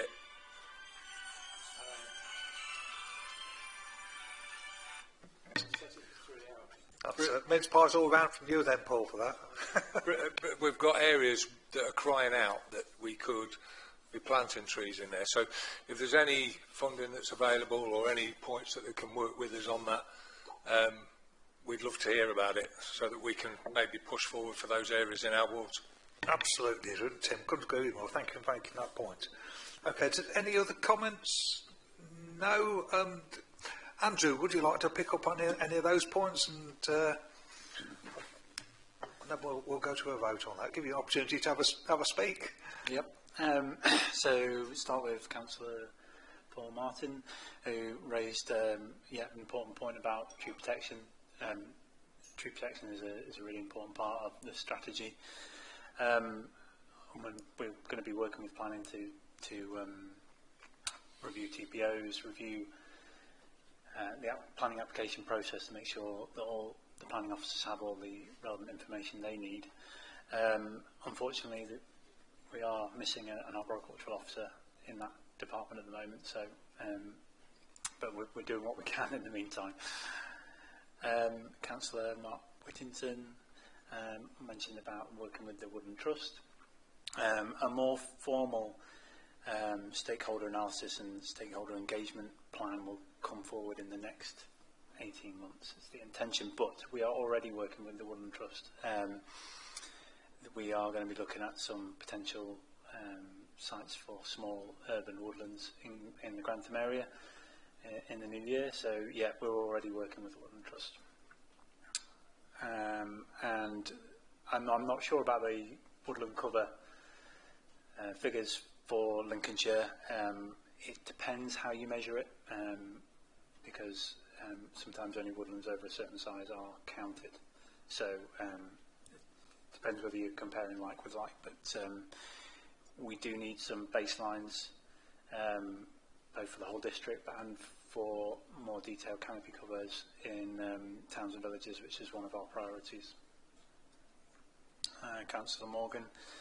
I can probably reassure you, perhaps, yeah, you may have lost a lot of street trees, and sometimes it's difficult to understand why those trees are being lost, and I think it will help that I'm not sure what legislation it is under, but they've recently introduced a duty to consult when removing street trees.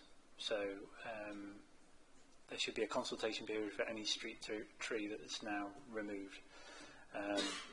It may not change the outcome in some circumstances, but at least you'll understand why that tree has been removed. And on development, I think we do need to look at reviewing TPOs on land zoned for development. That's absolutely right. And I think biodiversity net gain will also be a big help in maintaining tree cover and habitats provided by trees. And because, as you say, they are so difficult to replace. Our initial focus in this first period is on towns and villages, because that's where most people live and that's where we can make the most difference to people's lives. Councillor Harrison, yes, so I wanted to make that point again. We're looking at council-owned land initially, because South Kesteven Council has lots of land that can be planted. And when we've worked through that, we will start looking outside of the towns and villages at the working with private landowners and so on.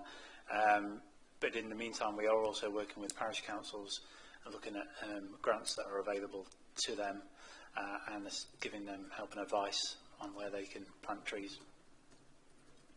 Andrew, thank you very much indeed. We've got one more item on the agenda before I have to ask for time, an extension time. Reece, if you'd like to briefly sum up, please. Thank you, Chair. I'm delighted to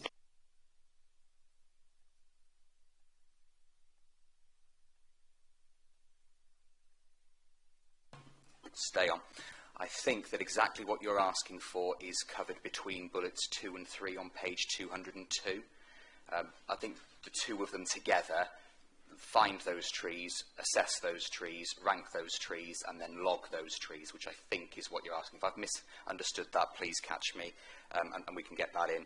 I just wanted the opportunity to sum up because we have literally this moment just released a press release about 68 trees being planted in the new year, and a call for volunteers to help us do that. This is, forgive the pun, very much a grassroots movement. Thank you. Thank you. And the more volunteers we can have in this for the health benefits, the mental health benefits, for community benefits, and also improving our areas. So please push that press release when it pops up on your social media. Thank you so much for your engagement on this. It's something that we really, really feel passionate and brings us all together, which I think is a great note to finish on. Reece, thank you. Okay, I'm going to propose then that we note the Tree and Woodland Strategy Summary Work Programme. All those, a seconder? Who seconded that? Charmaine.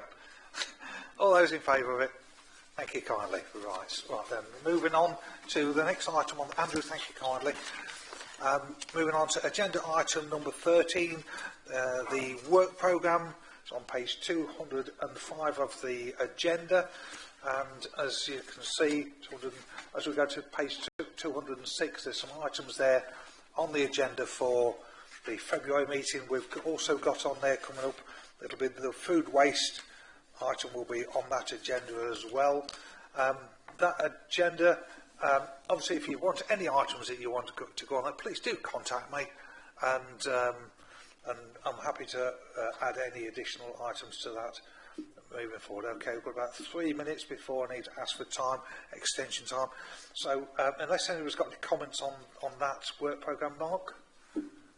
Yeah, I just noticed one of the items that's unscheduled is the quality of the district's rivers and canals. I mean, I've got part of the Grantham Canal running through my county patch, not my district patch, but I'd be really interested in any analysis work that that's available around that. Thank you. Okay, Mark. I'll note that, and we'll consider that on a future agenda item, if you're okay with that. Okay? Forward. Okay, there's no further... Harish?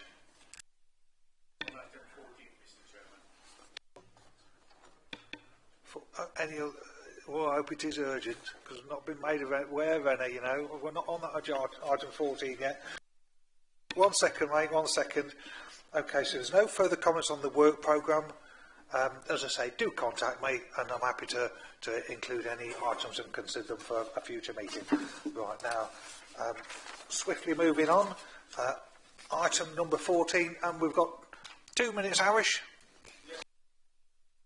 Thought about it. I've raised it in other committees as well on that, but I was told the best place to put it here.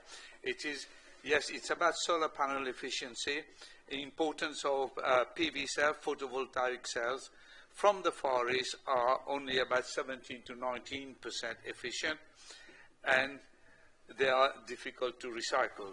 So my proposal is, yet the, just add a bit more information, yet the European and UK produced cells are about up to 47% efficient.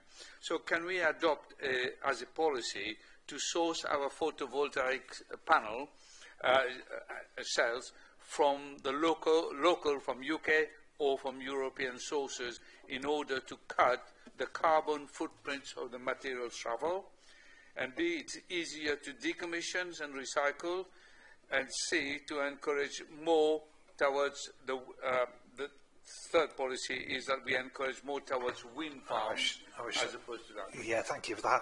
We're not going to have time to discuss this today, Harish. However, happy to put it on the work programme or for an item for discussion. If you'd like to just send me an email with a little bit more information on how you'd like that put on the agenda, I'm more than happy to do that if you're okay with that. Okay, right. Folks, it just leaves me just to finish thanking you all for your attendance today, and I'd just like to particularly thank our officers.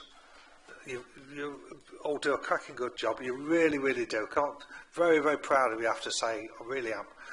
This award here, you know, because a lot of it down to the way that you guys do, and so big, big thank you very much indeed. I thank the members today. It's been an excellent meeting. You know, when we work together, we get a lot done. We talk a lot of constructive stuff. So big thanks to all the members, you know, for your contributions today. Thanks to my Vice Chairman, Emma. Thanks to Josh. Yet again, done another good job, folks. So, Josh, thank you so much indeed. It just leaves me to say thank you all of you again for your contributions on this. Wish you all a very, very Merry Christmas and hopefully a Happy New Year. We'll move forward in the manner that we have been doing, and it will be absolutely brilliant if we do. So, big thank you all round. Thank you to Rhys again for his contributions. Does a great job as a cabinet member. So, all in all, wish you all Merry Christmas and a Happy New Year. Thank you kindly. Close the meeting at 11 minutes past.